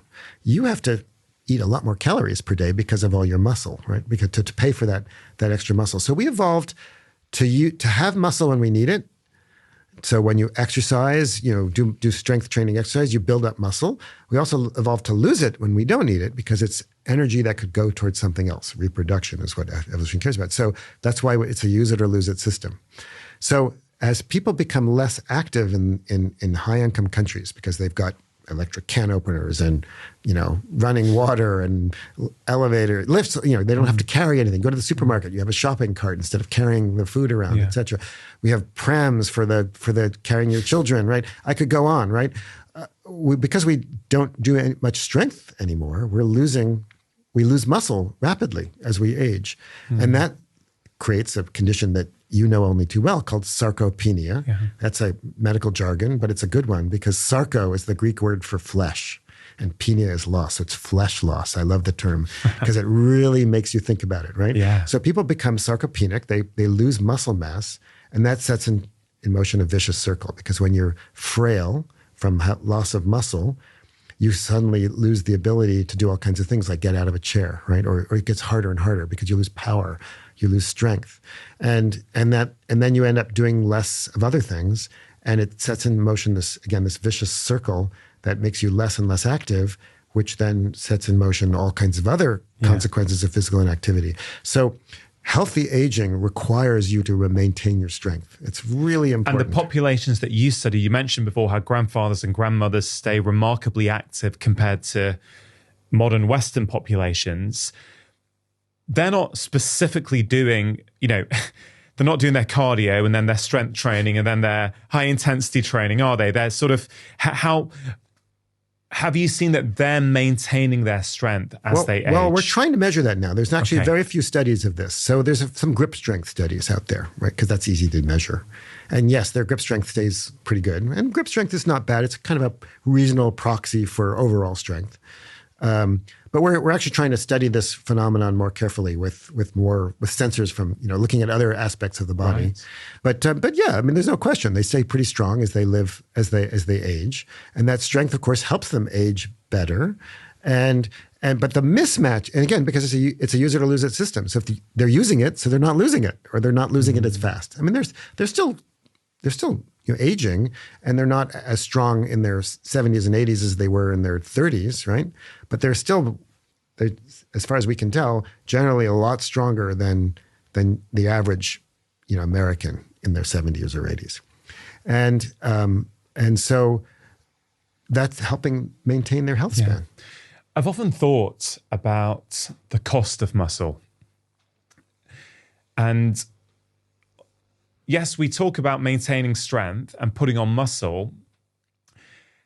You don't need to become a bodybuilder and have massively huge muscles. If you want to, nothing against that. I'm just saying that's not necessarily what we're talking about. The cost of muscle, like if you're out and energy and food is scarce and you don't have big refrigerators and freezers and store cupboards with loads of food, if you put on loads and loads of muscle, you have to feed that muscle, which means you have to acquire more and more foods. So I was thinking it's quite costly muscle, isn't it, to have it on your body? Very, yeah. So, and you also need extra protein and all that. So yeah, we evolved to be economical, right? And by that I mean to have enough, but not too much, right? So you want enough muscle so that you can, and you want varied muscle, right? We have muscle fibers that are good for endurance, but they don't produce a lot of power. Those are the slow twitch fibers. And we have muscles that are good for power and speed, but they're not good for endurance. And those are the type, those are the fast twitch. And then we have the kind of intermediate muscle fiber types. And you need a good mix, right? You need mostly slow twitch for aerobic long distance endurance, for the walking, the running, etc. But you also need some fast twitch muscles too, right? And you also want to wire up your nervous system to your muscles kind of properly. And one of the things that physical activity does, exercise, sports, training, all that does is that you learn that you can actually turn on more muscle fibers with a nerve than before. You can train your nervous system to be more efficient in how you use your muscles. It's all kind of a mix. But again, you're quite right. Bodybuilding, that kind of stuff is actually deleterious, right? Having more muscle than you need is actually a cost. Everything's a trade-off, right? So too much muscle is actually a problem, as is too little. There's a balance, right? Is too much muscle only a problem when you can't feed it with enough calories? That's right. Yeah. So, which was normal until very, very recently. Yeah. So let's say. So I tend to think in evolutionary terms. Yeah. Yeah. So one of the things a lot of the longevity movement is kind of trying to educate people on is this idea that your muscle mass is going to go down after the age of 30 unless you do something significant about it, okay? If you're not paying attention and doing something, it's going to start declining. Can you slow down the rate of decline? Yeah, and the good news, it's easy. You just do weights a few times a week. Yeah. You don't have to do that much. But I guess, let's say you go and really, really take this to heart and go, right, I'm going to put on loads and loads of muscle. I was thinking, every time you eat food, depending on what you eat, there is some sort of cost to the body. There is a bolus of inflammation to a certain degree, which your body has to manage, right? So then you're also turning on anabolism and catabolism. I'm sorry, those are jargon, but you're going back and forth between building tissue and using energy and yeah, it's complicated. Yeah, so I kind of think, because I feel we can, as you mentioned, you published this paper in Nature in 2010 on minimalist shoes or barefoot walking and running, right? And then people take it to an extreme and they start trying to do marathons in barefoot shoes, having never been in them before, right? I guess what I'm trying to get to is, are we potentially at risk of taking the message? I've got to be very careful how I phrase this, because sarcopenia is real and it's causing a lot of problems. So clearly it's better for people to focus on putting on muscle. But are there some people who perhaps are overdoing it and therefore having to overeat and turn on all those mechanisms every time they eat, which potentially could become problematic for their longevity? Yeah. It's a hypothetical point. I think it's a really interesting hypothesis. I don't know any data on it. Certainly in terms of the endurance part, there are data on that, right? I've seen data on people who do ultra marathons. And the question is, can you exercise too much? Most of that study is on aerobic exercise, right? Cardio. And the answer is, so far, there's very little evidence that you can, right? There was actually a study done here in the UK on the UK Biobank study, right, where they actually looked at, a few people in the biobank who did crazy ultra stuff, right? Now, remember, these are very small numbers, right? So the statistics aren't great because there are not that many people who do ultra marathons. Even though it's a growing sport, it's still, a tiny fraction of the population. But so far, there's really no good, compelling evidence that they're doing themselves any harm in terms of their lifespan and stuff like that. I've not seen data on bodybuilding, but there is one trade-off that is, I think, very important and worth discussing, which is that people who do only strength training and don't do cardio. So this is something that we've published on, my colleagues Aaron Bagish and Rob Shave and I, because our cardiovascular systems evolved. There is a trade-off in how your heart works. So your heart's a pump, right? And it's pumping blood throughout your body. And sometimes when you're doing cardio, what you're trying to maximize is cardiac output, how much blood you're sending through your body at any one given time. So each time your heart pumps, how much blood is leaving the ventricle, the heart, right? And then flowing throughout your body, right? That's your cardiac output. And for cardio, that's what you're doing. You're trying to increase cardiac output. When I'm lifting weights, now I'm doing something very different. Now my heart is pushing, I don't need as much energy from my body, but it's now pushing that blood through muscles that are contracting, lots of muscles that are contracting, and that's high pressure, right? So that's what we call a resistance or a pressure challenge. So when you're doing cardio, it's a volume challenge, but when you're doing weights, it's called a resistance challenge. Okay. And that's some of that's good, right? But our cardiovascular systems evolved such that if we don't engage in cardio, we don't fight the kinds of problems that occur in our arterial system that cause hypertension, that prevent us from having cardiovascular disease. And resistance physical activity, which is fine, strength training is good, but if strength training in the absence of cardio leads to hearts and cardiovascular systems that don't get that benefit. So, wow. So people who do strength training, fine, but don't skip the cardio. You need both. And what do you mean by cardio? Cardio is any kind of physical activity that requires you to increase your volume, your output. So swimming, walking, running, volleyball, game of soccer, all that. Yeah. And some sports are mixed, like rowing, for example. I recently bought a rowing machine and I absolutely love it. It's like my favorite new form of cross training, right? Rowing is kind of a mix of both aerobic, but also there's some strength involved, right? That's one of the reasons why I love it. So there's a famous study that was done on Finnish athletes. So Finland's one of those countries where they have fantastic national healthcare system, and they have data on everybody in the whole country. And they looked at the aging of Finnish athletes who were strength athletes versus weightlifters versus like cross-country skiers and runners. Finland is famous for both, obviously, versus the average everyday Finns, right? And it turns out that the weightlifters who didn't do much cardio actually had as worse or sometimes worse health outcomes as sedentary Finns. They weren't getting the benefit of the cardio that the aerobic athletes, the endurance athletes were getting. Wow. And there are other studies which kind of showed the same thing. So again, nothing wrong with strength training, but the trade-off is don't only do strength training and not do some cardio. You need to do both. And then I think looking back to what you've been saying throughout this conversation, the case you make in exercised, like we've evolved to move every day, right? We've evolved to, as you say, these populations walking 15 to 20,000 steps a day. Again, you've made the point. It doesn't mean that we have to do that same level, but it's hard to think that we can get away without doing some degree of kind of walking, significant walking every day. And certainly if I just reflect on, you look at things through the lens of evolution, I look at things through the lens of what have I seen in practice over 2 decades? And yes, the research supports this, but time and time again, the people who do well from a whole variety of different conditions, whether they be physical health or mental well-being, a commonality is that they're moving regularly. And if they're not, increasing it makes a big difference. I've seen it time and time again. And so... And evolution explains why. And evolution explains why. So you have the data on and the experience, but we have this famous expression, nothing makes sense in biology except in the light of evolution. You could actually say nothing makes sense except in the light of evolution.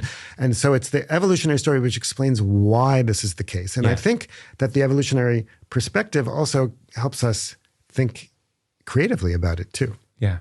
You mentioned about, is there an upper limit to exercise? And that some of this data on ultramarathon runners doesn't appear to suggest that there is.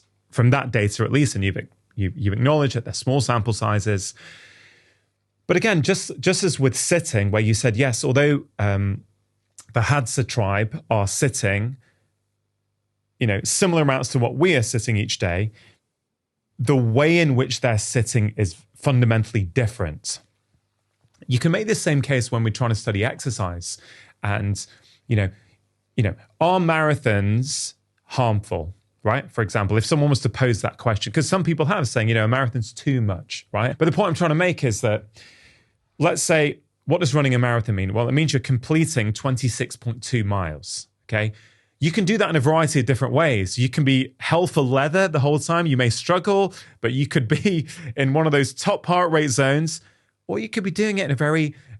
you could, in theory, do it in a low cardiac sort of fitness zone under your lactate threshold, where you're probably putting minimal stress on your body, or at least less stress. So although both people have completed a marathon, you could make the case that, well, the impact on their body is going to be completely different because of how they've done it. Absolutely. You know what? I've run a lot of marathons, right? And I can tell you, it's so much more fun to be at the end of the pack, right? The guys who are, and the women who are like trying to win, right? They're not having any fun at all. They're looking at their watches all the time. They're looking at their splits. They're worrying about their gels and their hydration and this, that, and the other.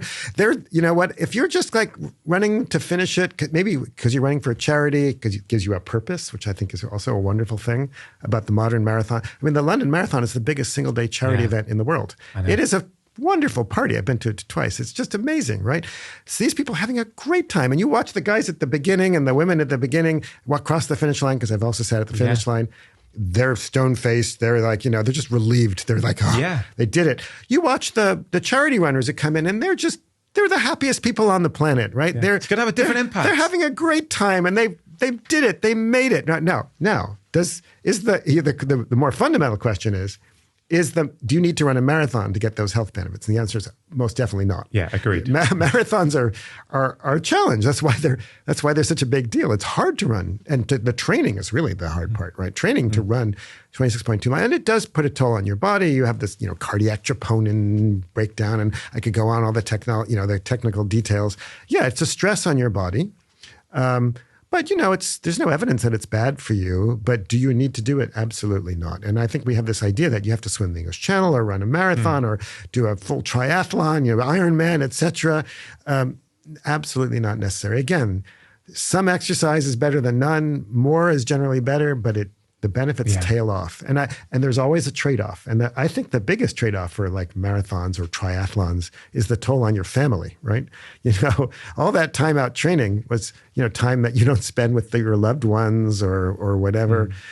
So there can be, everything has a trade-off, and extreme endurance sports are no exception. Let's talk about another mismatch disease, cancer. You call this a mismatch disease, and you specifically say that it's a disease of high energy. What do you mean by that?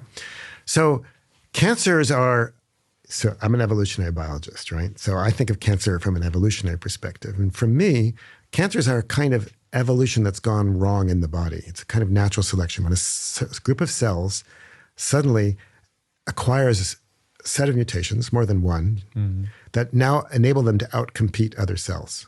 They don't turn themselves off. They take energy from other cells. They're now competing with the other cells in your body. It's a form of natural selection in the body that doesn't benefit the host, but it's benefiting those particular cells. And what is it that makes those cells able to do that, right? Well, it's generally more energy, right? So think about the causes, the things that we know are help fight cancer, or the things that we know that cause cancer. Well, high levels of body fat, right? People with obesity are much more likely to get cancer. People who have high levels of circulating insulin. Insulin is a hormone that makes things, turns things on. Cancer is about the on switch is off way more than the off switch. That's basically what's going on. Hormones. Hormones like estrogen, progesterone, testosterone, they're turning the on switch on, right? Cancer, the on switch is on so much that these cells are producing molecules that cause damage. You get more mutations. I don't know if you've talked about mTOR and rapamycin on the show, really, but that's the molecular mechanism. That's the off switch, right? So when we look at populations that move from low energy environments to high energy environments, cancer rates go up. And we can see the mechanisms and think about physical activity that turns down cancer rates amazingly. Women who get just basic levels of physical activity, 150 minutes a week, the estimates are there's 30 to 50% lower lifetime risk of breast cancer. Let me say that again. 30 to 50% lower lifetime risk of breast cancer from just basic levels of physical activity.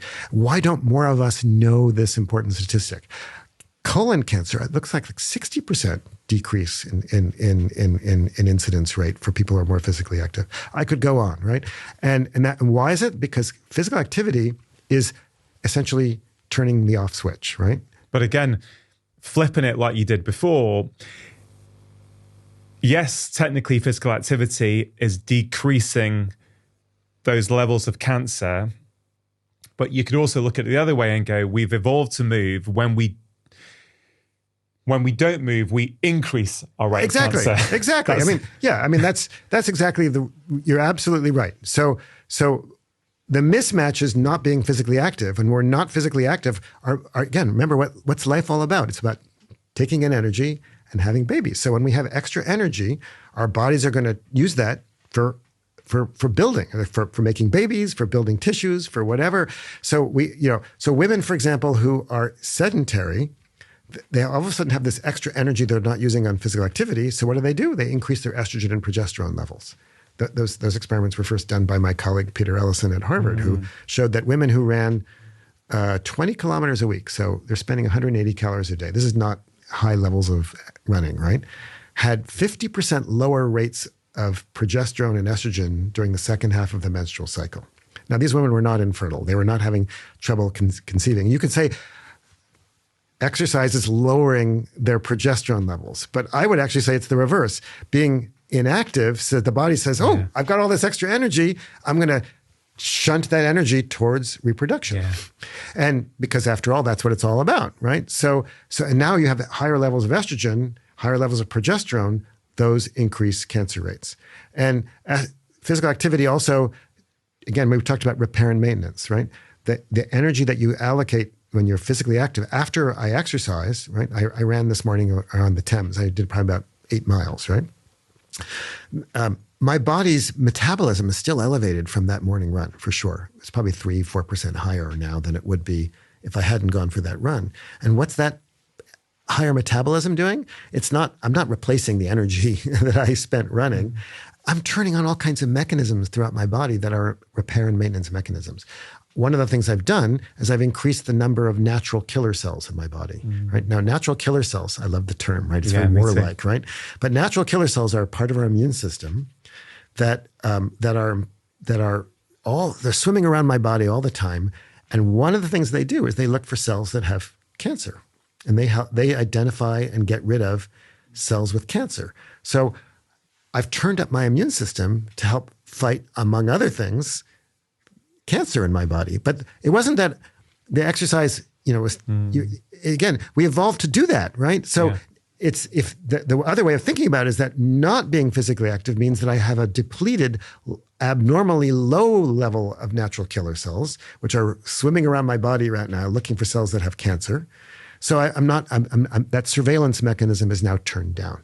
And I could go on. There are many, many other antioxidants. When you exercise, your mitochondria are producing all this energy for your body, but the mitochondria are spewing out what's called reactive oxygen species. These are molecules with unpaired electrons that they rust, just like rust is caused by oxidation, or when your apple turns brown. That's exactly the same happening in every tissue throughout your body. But of course, exercise isn't bad for us. Physical activity is not bad for us because our cells are producing antioxidants in abundance. But we never evolved to turn those antioxidants on as much without being physically active, because we never evolved not to be physically active. Yeah. We're turning on enzymes that repair our DNA. Another thing that's important for cancer, right? Repairing mutations in our DNA prevents cancer. We're turning on glucagon, which is this hormone. It's the opposite of insulin. High levels of insulin are unquestionably related to cancer. This morning when I ran around the Thames, my glucagon levels went up. Guess what glucagon does? It turns insulin off, right? So there are all kinds of factors that are involved in physical activity that have to do with energy that decrease the mechanisms that either cause cancer or increase the mechanisms that help prevent or repair the damage that causes cancer. What about the number of menstrual cycles a woman has? That's another example. It's about energy, right? Because menstrual cycles, typical in a natural fertility population, by which I mean people aren't using contraceptives, women will get pregnant, then they'll nurse for a long period of time. The energy it costs for nursing keeps their levels of reproductive hormones down, which prevent them from getting pregnant again until their energy levels go back up again. Yeah, they're not having periods. That's right. They're not having periods because of energy, right? Now, so a typical woman who's in a natural fertility population will have maybe 150 menstrual cycles in her life. Now with contraception and fewer offspring, women, I think, get on average about 400 menstrual cycles. That's, 250 more big, massive pulses of estrogen and progesterone that are, important for reproduction, but there's a trade-off. Everything has a trade-off. They also increase the rates of some cancers, including I breast think cancer. many people think about things like that. When they're thinking about cancer, they're not thinking about the number of menstrual cycles, right? Yeah. Because it's fascinating that, 150 versus 400, let's say on average, that is a huge difference. Yeah. Over the course of a life. Yeah, absolutely. Or insulin levels. The people walking around today that we see in the streets of London, the estimates that we have, or the data we have there, is that everybody's walking around with higher levels of insulin than people who are walking the same streets a few generations ago. It's because we have so much more energy available to us. Yeah. We're not going through those cycles of positive and negative energy balance. I think that's one of the reasons why intermittent fasting or reduced, being careful about your caloric intake is beneficial, because it's basically keeping those insulin levels down. Also not eating too much sugar and as well. What did you see in relation to fasting in some of these hunter-gatherer or more traditional populations? Well, they just don't eat all the time. I mean, look, in my building, right, there's a snack machine.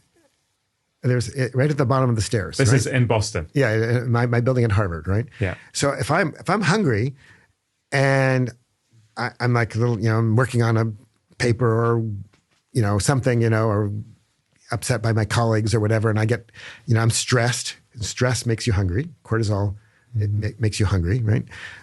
I can just run down to that machine and get all kinds of crap, right? All kinds of ultra-processed junk, right? Full of sugar and whatever, and satisfies my craving. It's going to make me hungrier later on. But if you're in a subsistence population, or if you're a hunter-gatherer and you're hungry, you have to go out and either find the food that you're going to eat, or if you're a farmer, you have to go and cook it and prepare it and whatever, and get it from your, the silo or whatever. You're just not surrounded by food, and you're not surrounded by high energy. You don't see food. them necessarily practice a form of fasting or restricted eating when there were one day a week where they would reduce their calorie intake. Nothing like that. It was kind of inbuilt. They have no choice, right? Look, if they could eat as much as we do, they would. Absolutely. The populations I work with, people are always hungry. They're always asking for food. Hey guys, I really hope you're finding this useful. If you are and you want more content like it, please do check out my book, Make Change That Lasts, 9 Simple Ways to Break Free from the Habits That Are Holding You Back. It's in all the usual places as a paperback, ebook, and as an audiobook, which I'm narrating now. Back to the video. Let me tell you a funny anecdote. Once I spent about 7 or 8 days with a group of hunter-gatherers, with some colleagues. Where was this? This is in Tanzania. And we had, we came with a few Jeeps and full of food, et cetera. And we spent a wonderful time with these folks, and they were very kind and whatever. And the last night we thought, let's have a party. And we cooked everything that was left, that we had, all the food left, because we were just heading back to town, right? And so we had this cook with us, and he made, he boiled every bit of rice that we had, and he made some cakes, which he smeared with jam, and it was an amazing feast, right? And I've never seen people eat so much. I mean, it was like a paleo diet nightmare. They ate so much rice and cake and whatever, and they went back for seconds and thirds. There was nothing left at the end, right? Why? Because they're hungry, and all of a sudden they had this bounty of food. Whereas you and I might I don't need to eat thirds, right? But they were happy, and then we danced for hours and hours later, right? But when you're in a situation where food is always in short supply, you're always going to eat what's available to you, but you're only going to eat the food that is available to you, like breakfast, right? They often don't have breakfast, not because they're trying to intermittent fast and trying to skip a meal so that they can turn off mTOR, et cetera, et cetera. They're doing it because there's no food in camp. They have to go out and find it. Yeah, that's ultimately what a lot of these modern practices are about. For me at least, they're a way of navigating the modern world. That sort of point about energy, which you were talking about in relation to cancer, but there's a broader point many of us are living in a world of energy excess. We're exposed to lots and lots of energy that if we're not careful, will end up in our mouths and on our bodies. And that is why some people don't like the word rules, some people don't like the words restriction. And I get that, but we're all different. We all need our own strategy to navigate the modern world. Oh, it's a nightmare. But some people find something like a time-restricted eating protocol where they don't eat after 7 p.m., for example. They find that really helpful because it just stops their evening snacking. It may work for them, it may not work for someone else. It's like why some people find a low-carb diet or a low-fat diet or whatever it might be useful because for them, that's their framework, which allows them to navigate this modern food environment. I totally agree. Whereas last summer, I was in Kenya for 4 weeks and I was bending the ear off this young Maasai chap. I was asking, can you tell me, what time do you guys eat? But he said, yeah, we'll have a bit of meat in the morning at 7. I said, okay. And then what do you do? Then he says, we're out with the cattle in the day. And he says, we don't really eat, but we'll sort of take, if we're hungry, I'll just snack on some berries or whatever I might come across, and then we'll eat again. I said, what time? He says, maybe around 7 or so when we're back, it'll be more meat then, right? So again, this is one person sharing what he and his tribe do. But it was fascinating for me because I thought, well, we kind of talk about this 12-hour window in every 24 hours where we don't eat as a modern way of trying to replicate things, but that's kind of what they're doing. Yeah, naturally. Well, so the Maasai are pastoralists, right? They're herders, and so they go out for the day, and they, especially the men, or kids as well, watching the animals. Hunter gatherers, populations that I've seen, but also mostly read about, because of course I've only there's more to read about than to see. They snack constantly. If you dig up tubers, they eat them right there in the field. Right? They're not saving them all for dinner. Guys, I think you read the description about those guys who they've when we went out hunting, they failed to hunt that particular day. So what did they do? We went from hive to hive to hive to hive, getting honey. They didn't bring a single ounce of honey home back to camp. They ate it all themselves. They must have had a massive sugar overdose that day. I love that.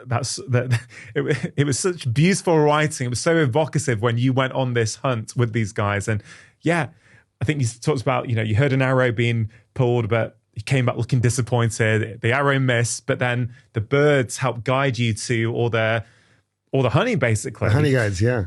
So just so no one's interpreting that as, my evolutionary ancestors would gorge on honey. Let me go to the supermarket and buy big tubs of honey to gorge on as well. Hopefully no one will do that. But should we just be really clear? You're saying some of them snack quite a lot as well. Is it not then the take home that in an environment of limited energy, people are going to snack, they're going to take honey, they're going to take whatever they can when it's available. Whereas in an environment of energy surplus, we need to be careful with things like snacking and eating late and that sort of stuff. Yeah, we have to do something really weird. We have to now not eat the food that's around us. Yeah. That never happened for human evolution. I go to the supermarket and it's, I go to a buffet. Or when it's somebody's birthday, everybody brings in cake, etc. And I have to, I just, before this, I went for a coffee shop with some folks and all of a sudden there were these, lovely, sugary, floury things to eat in front of me that I hadn't ordered, right? And I ate one because it's delicious and, it's very hard. We actually sometimes pay extra money for food that has less nutrients in it, less sugar in it, because it's more expensive than That's stuff. Crazy. No wonder people are struggling. So we have to, we're now in a world where we have to actually do something that's fundamentally unnatural, fundamentally against basic instinct, which is to use willpower to not eat the abundance for which we are surrounded, and the abundance is often full of all kinds of toxins and poisons and whatever. And that is a problem that, and then of course people are going to struggle, right? And that's why it's a problem that's not just an individual issue. This is a social, political, larger question than any one individual. Yeah. And we need to help ourselves. This goes back to how we started this conversation about the escalator and how, it's going to take a certain type of person to actively choose the stairs when there's an escalator there, right? No blame, no guilt. It's just who we are. Kind of the same thing with food, right? It's like if there's energy dense, tasty food there, all our wiring from a long, long time, hundreds of thousands of years, is to eat that food. Millions and millions and millions and millions and millions of years. Exactly. Look, I want to take the escalator just as much as everybody else. But do you know why I take the stairs? I also take the stairs, but go on, give me your reason. Why? Because if anybody sees me and I've written books on exercise, I'm a hypocrite. The number one reason I take the stairs is not because, because I get less exercise, because I'm afraid of being caught out and being. I'm sorry, it's embarrassing, but it's actually true. It's good to be honest. Look, that is a partial reason for me as well in this country, but the real point for me is that, again, I'm aware that not everyone likes the word rules. But I feel that I've seen this with many patients. I've seen this with myself, that there are certain things that are very helpful. So I have an internal rule that is, I always take the stairs unless in exceptional circumstances. That's a rule that I've now internalized. It's the norm for me. That helps me navigate this modern world where the temptation is to outsource my movement to electronic things and lifts and escalators and all these contraptions, right? So it means unless I've got an injury or I've got a ton of suitcases and I physically can't do it or whatever it might be, I will take the stairs. And that's great. And that works for me. But I know across the population, that's going to be very hard to persuade everyone to do. Yeah, no, I agree with you. But I think there's another dimension to this, which is that, yes, we create these rules, we create these ideas or suggestions. But the other thing I was going to say is that a lot of them are all geared towards weight. A lot of people are told to not eat this or do eat this because it'll prevent you from gaining weight or help you lose weight. There's this big debate now about exercise and weight loss, right? And I've heard people say, oh, well, actually I don't need, taking the stairs isn't so important for me because it's not going to help me lose weight. So I might as well take the escalator. I've heard this from people, really? Right? When we're talking about this afterburn, right? After the physical activity, the entire literature on how exercise raises your metabolism is primarily about whether or not that extra energy that you burn will help you lose weight. Not about all the other benefits that come from that elevated metabolism.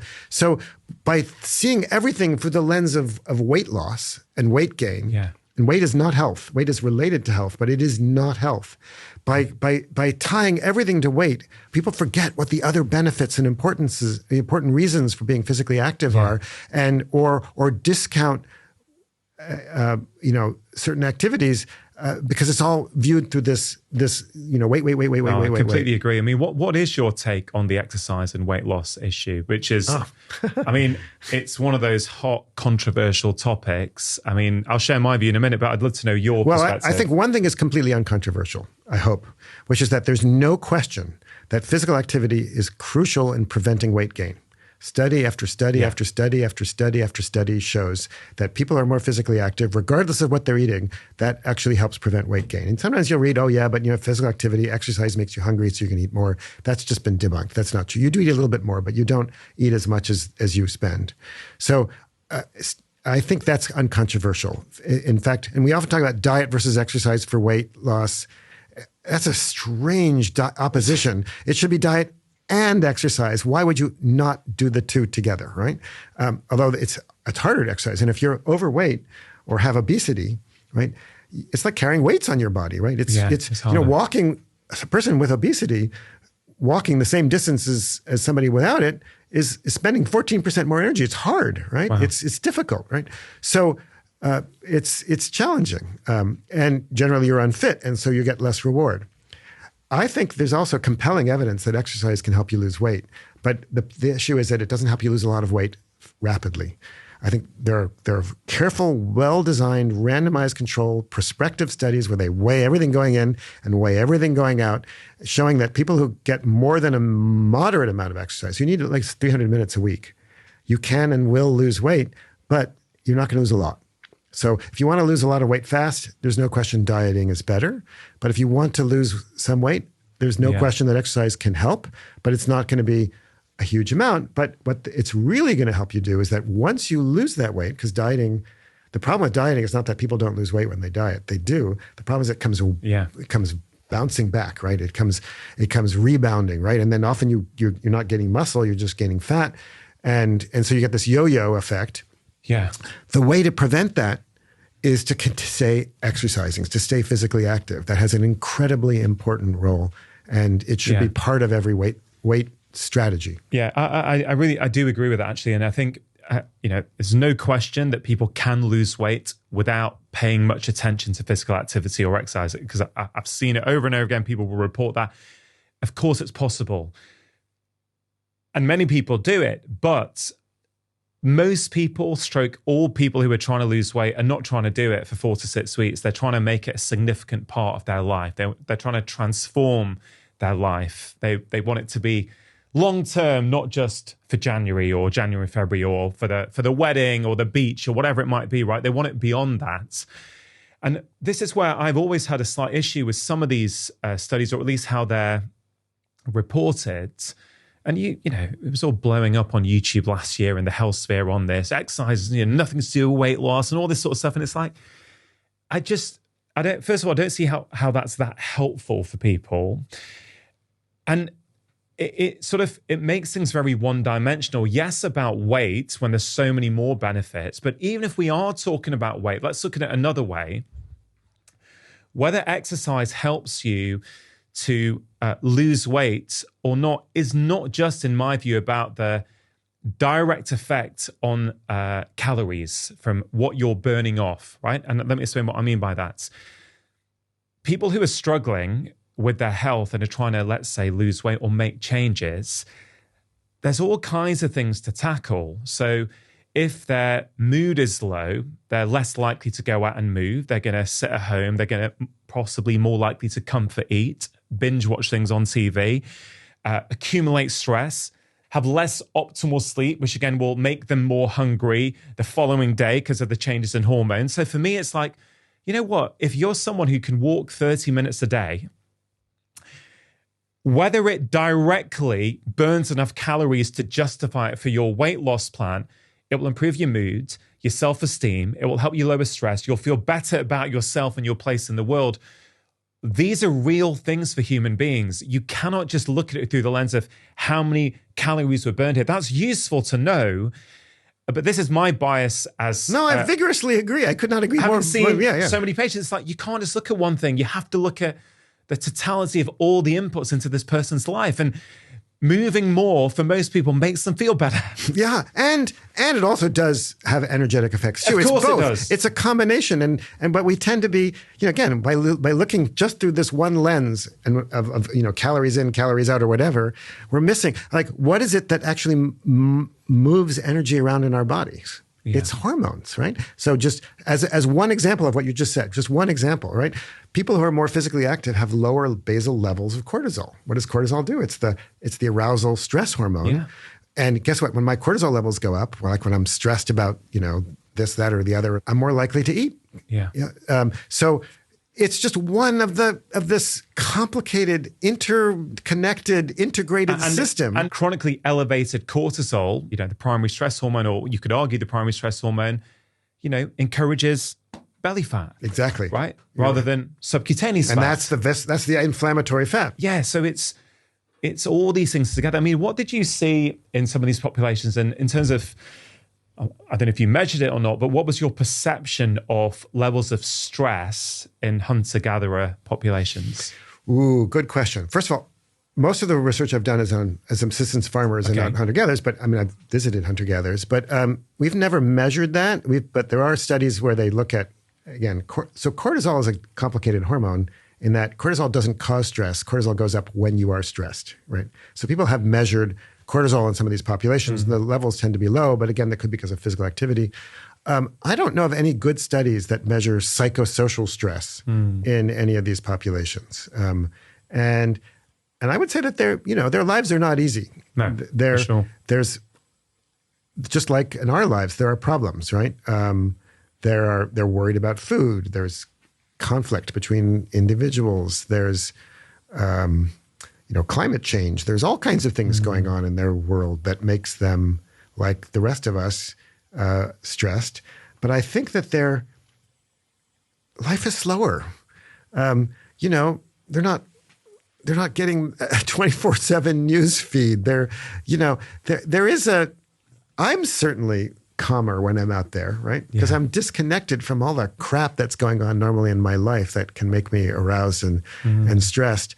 And I think it's a reasonable hypothesis that just general levels of stress are lower. Not that they're absent; they're not. No. These are not, Rousseau's, noble savages, right? That's not what we're seeing. But I do think that the world we live in today. Look, the average hunter-gatherer, as far as we know, maybe meets 250 people in an entire lifetime. Today, just getting to the studio, I didn't interact with them mostly, but thousands and thousands of people, right? And most of those were perfectly harmless interactions, but there's just, our lives are just intense, right? In this modern, wonderful, crazy, but also stressful environment that we live in today. And, I was checking my phone today and, what's the news, et cetera, and all that kind of stuff. And I have to, figure out I have to get to my flight tomorrow, what time, and how do I get to the, whatever. And, these are real. These are this era of bombardment of information, whether it be news or emails or flight check-ins or whatever, they're all significant. Yeah, they add up. They add up. Absolutely. Maybe each one in isolation is no biggie, but you put them one after the other, throw a bit of jet lag in for you and all sorts of, it does add up, doesn't it? I agree. So I don't know good data on stress levels, but I would be very surprised if they weren't lower. What about sleep? I know you bust the 8-hour sleep myth in your book. You feel free to sort of explain that, but I'm really interested as to what did you observe in terms of, sleeping patterns and sleeping duration? So I've never collected data on that, but I've read the literature on that. But my impression is that people just sleep, they when they're tired, they sleep, and when they're not tired, they don't sleep, and it's just not a big deal. Is it one prolonged go? Or so the literature is, again, I've never measured this, but others have. And in general, so there's a researcher at the University of UCLA who's done a lot of these sleep studies. So he put sleep monitors on 3 populations: the Hadza, the San in the Kalahari, and Aceh in the Amazon. There's also studies now from people in Madagascar and other populations in the world where people aren't connected 24/7 to the world. So they have no electricity, so they don't have phones, they have lights, TV, all the things that were supposedly robbing us of sleep, right? The idea that Edison was the killed sleep, right? They sleep, I think, 6.7 hours an evening, 6.5, I can't remember. They don't get 8 hours. They rarely nap. They tend to sleep more when it's cold and a little bit less when it's hot. And they seem to be just fine. And furthermore, when you look at big epidemiological studies in the West, right, where you look at hours of sleep on the x-axis and some health outcome on the y-axis, like cardiovascular disease or something like that, it's always a U-shaped curve with lots of variation around the mean. And the bottom of that U-shaped curve, i.e. the sleep number, the hours of sleep that are associated with best health, is about 7. Not too far off from what our ancestors did, right? Yeah. So that's quantity, though, isn't it? We don't know. We don't know quality? No, we have no idea. No, it's very hard to measure that. One of the arguments might be that, and I've seen this a lot over the years, where on the outside, patients are sleeping, let's say 7-8 hours, but they're still waking up feeling exhausted. There could be many reasons for that, but I've certainly seen enough times where people are chronically stressed and stimulated in the evening before they go to bed. It may seem as though they're sleeping for the same amount of time, but again, I don't have a sleep lab, but it seems very much that the quality of that sleep wasn't as significant. And psychosocial stress turns up cortisol. Yeah. Cortisol doesn't make you stressed. Cortisol goes up when you are stressed. Cortisol is the arousal hormone. It's the hormone that helps us get energy, again, back to energy, to help us run away from the lion or whatever it is, right? So when you fall asleep, right, you go through 4 different stages of non-REM sleep. You slowly become less and less aware of the outside world. So that first you can hear the outside world, but et cetera. And then finally you go to this non-REM period, and then you cycle back and forth, right? Cortisol slows that. I mean, and also it prevents you from getting into the non-REM, and you're more in the less serious, the less REM parts of sleep. So if you're stressed, your sleep is not going to be as good. I mean, and we know that. And it's funny if you think about it. Like you did ask me about my experiences. I will say one thing about sleep in these places. It's bedlam, right? Nobody goes to sleep in a quiet, dark room on a soft mattress with the curtains closed and no sound. And, think about like how so many of us sleep, right? Okay. We're in this like isolation chamber, right? And that's not how it is in any of these camps. There's always somebody up and about. You can hear stuff. You can hear the hyenas in the distance. I mean, there's all this stuff going on, right? And it's chaos. But because people aren't bothered by it, because that's just normal, right? They don't, they're not irritated by it. They just fall asleep, right? But we have this, we get stressed partly because, the neighbor's playing their music, right? Or there's an ambulance on the street or whatever. And we have this idea that, we have to have this perfect, quiet, dark, comfortable, they're sleeping on the ground. They don't have mattresses, right? So we actually make ourselves by having this idea of how we're supposed to sleep. And then when it's not perfect, we then get stressed about it, which then makes our sleep worse. So I think, and what I call the sleep industrial complex, there are all these people out there and companies out there trying to make us stressed about our sleep, so that we buy their products or their book or whatever. They're also making us stressed about our sleep. And so that is the enemy of proper sleep. So I always point out, I ask people, can you sleep on an airplane? Oh, yeah, I fall asleep on airplanes. And then they tell me they have problems sleeping. It's like, if you can sleep on an airplane, you can sleep on a horse probably. You can sleep anywhere, right? So that's proof to you that you actually can fall asleep in all kinds of environments. It's just that you're on the airplane. You expect this noise. It's normal. You don't expect an airplane to be quiet, et cetera. So you fall asleep, right? So, or for me, it was when I was in college, I would go to the library and I'd fall asleep in the library. And, the library is not super quiet. It's just that I was exhausted because I hadn't slept a night the night before. You can fall asleep in all kinds of environments. It's just that we make ourselves stressed about sleep, and stress is the enemy of sleep. Is myopia a mismatch?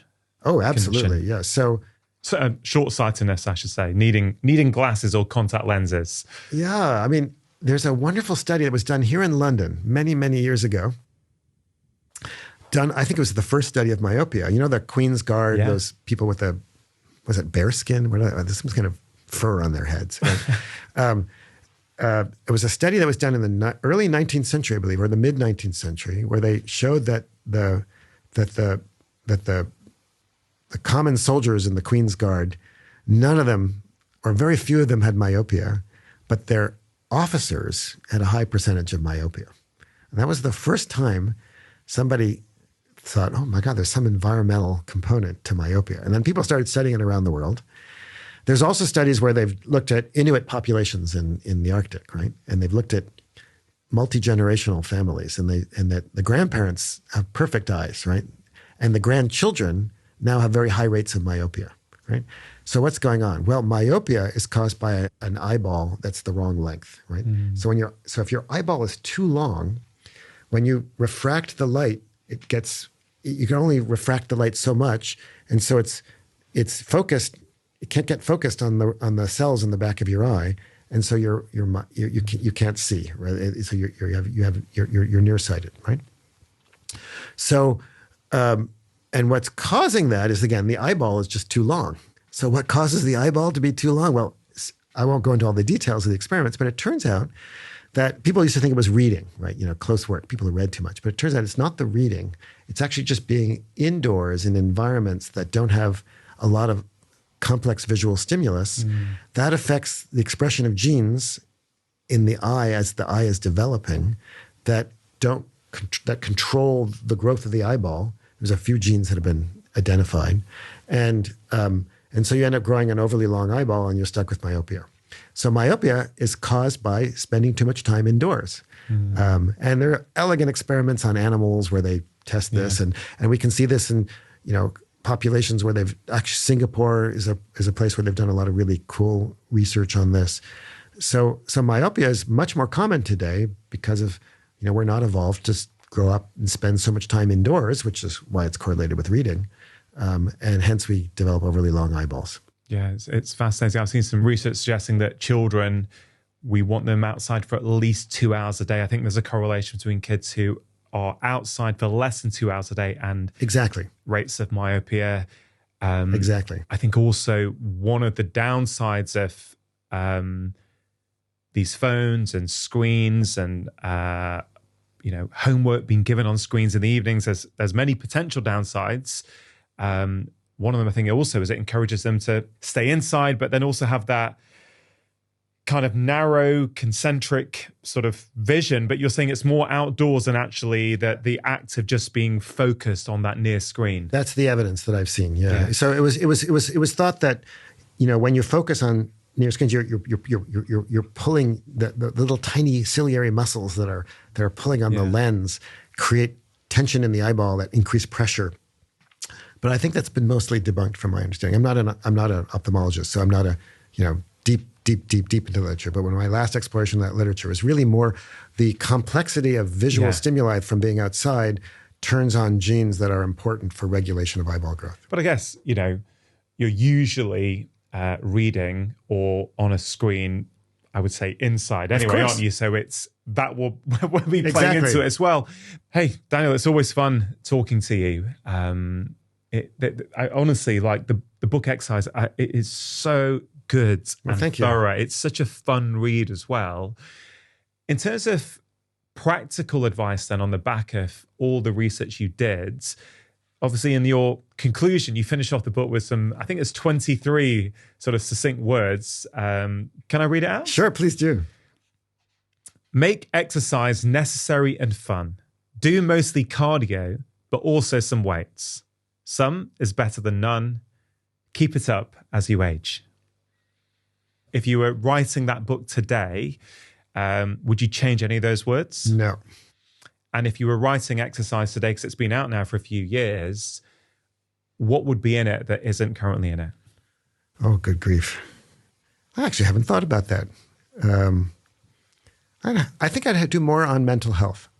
I have a little bit in the book on mental health, but I've become more and more interested in the role of physical activity and how our brains function and anxiety, depression, other mood disorders. I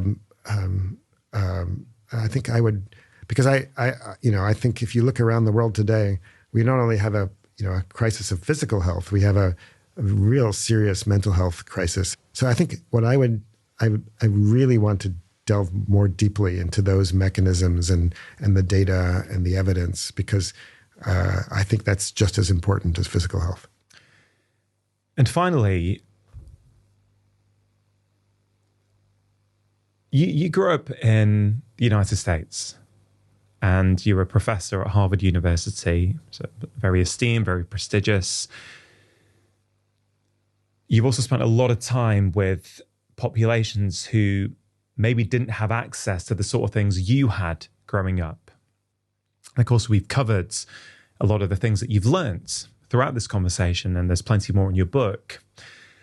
But I guess what I'm really, really fascinated about is having spent time with a lot of these non-industrial populations, what has being with them taught you about life and the meaning of life and what it means to be a human on this planet? I think the more time I spend with people who live lives that are very different from mine, the more I realize that that what really matters is your friends and your family and the things that, what are the things that we really care about, right? And their struggles are not that different from our struggles. It's just that in my world, I've got all this extra crap I also have to deal with. All of that is detracting my energy and my time from the things that I really actually care about, which is the people I love, and also trying to make the world a better place. And I think that's what most people try to do.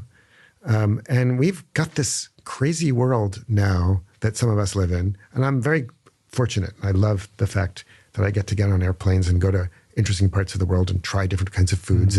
But I really love is meeting people and seeing their lives. And I think, and it's really the commonality of the human experience, I think, that I find most moving. People who are, I'm fortunate, right? I don't lack for food, right?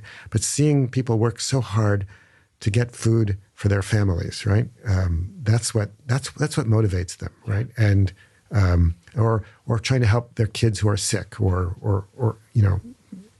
that's what keeps me going, because and in the long run, it's not about the papers I publish, or how much money is in my bank account, or how many people watch a video or something. Yeah. It's really how when I die, none of that's going to matter, right? Yeah. What really matters is the impact that I've had on people in my life and the impact that they've had on me. Yeah. Beautiful answer. Daniel, you've had a huge impact on me. I think the book's wonderful. I can't wait to see what you come out with next. Thank you so much for coming on the show. Oh, it's been my pleasure. Thank you. If you enjoyed that conversation, then I think you are really going to enjoy this one that I picked out especially.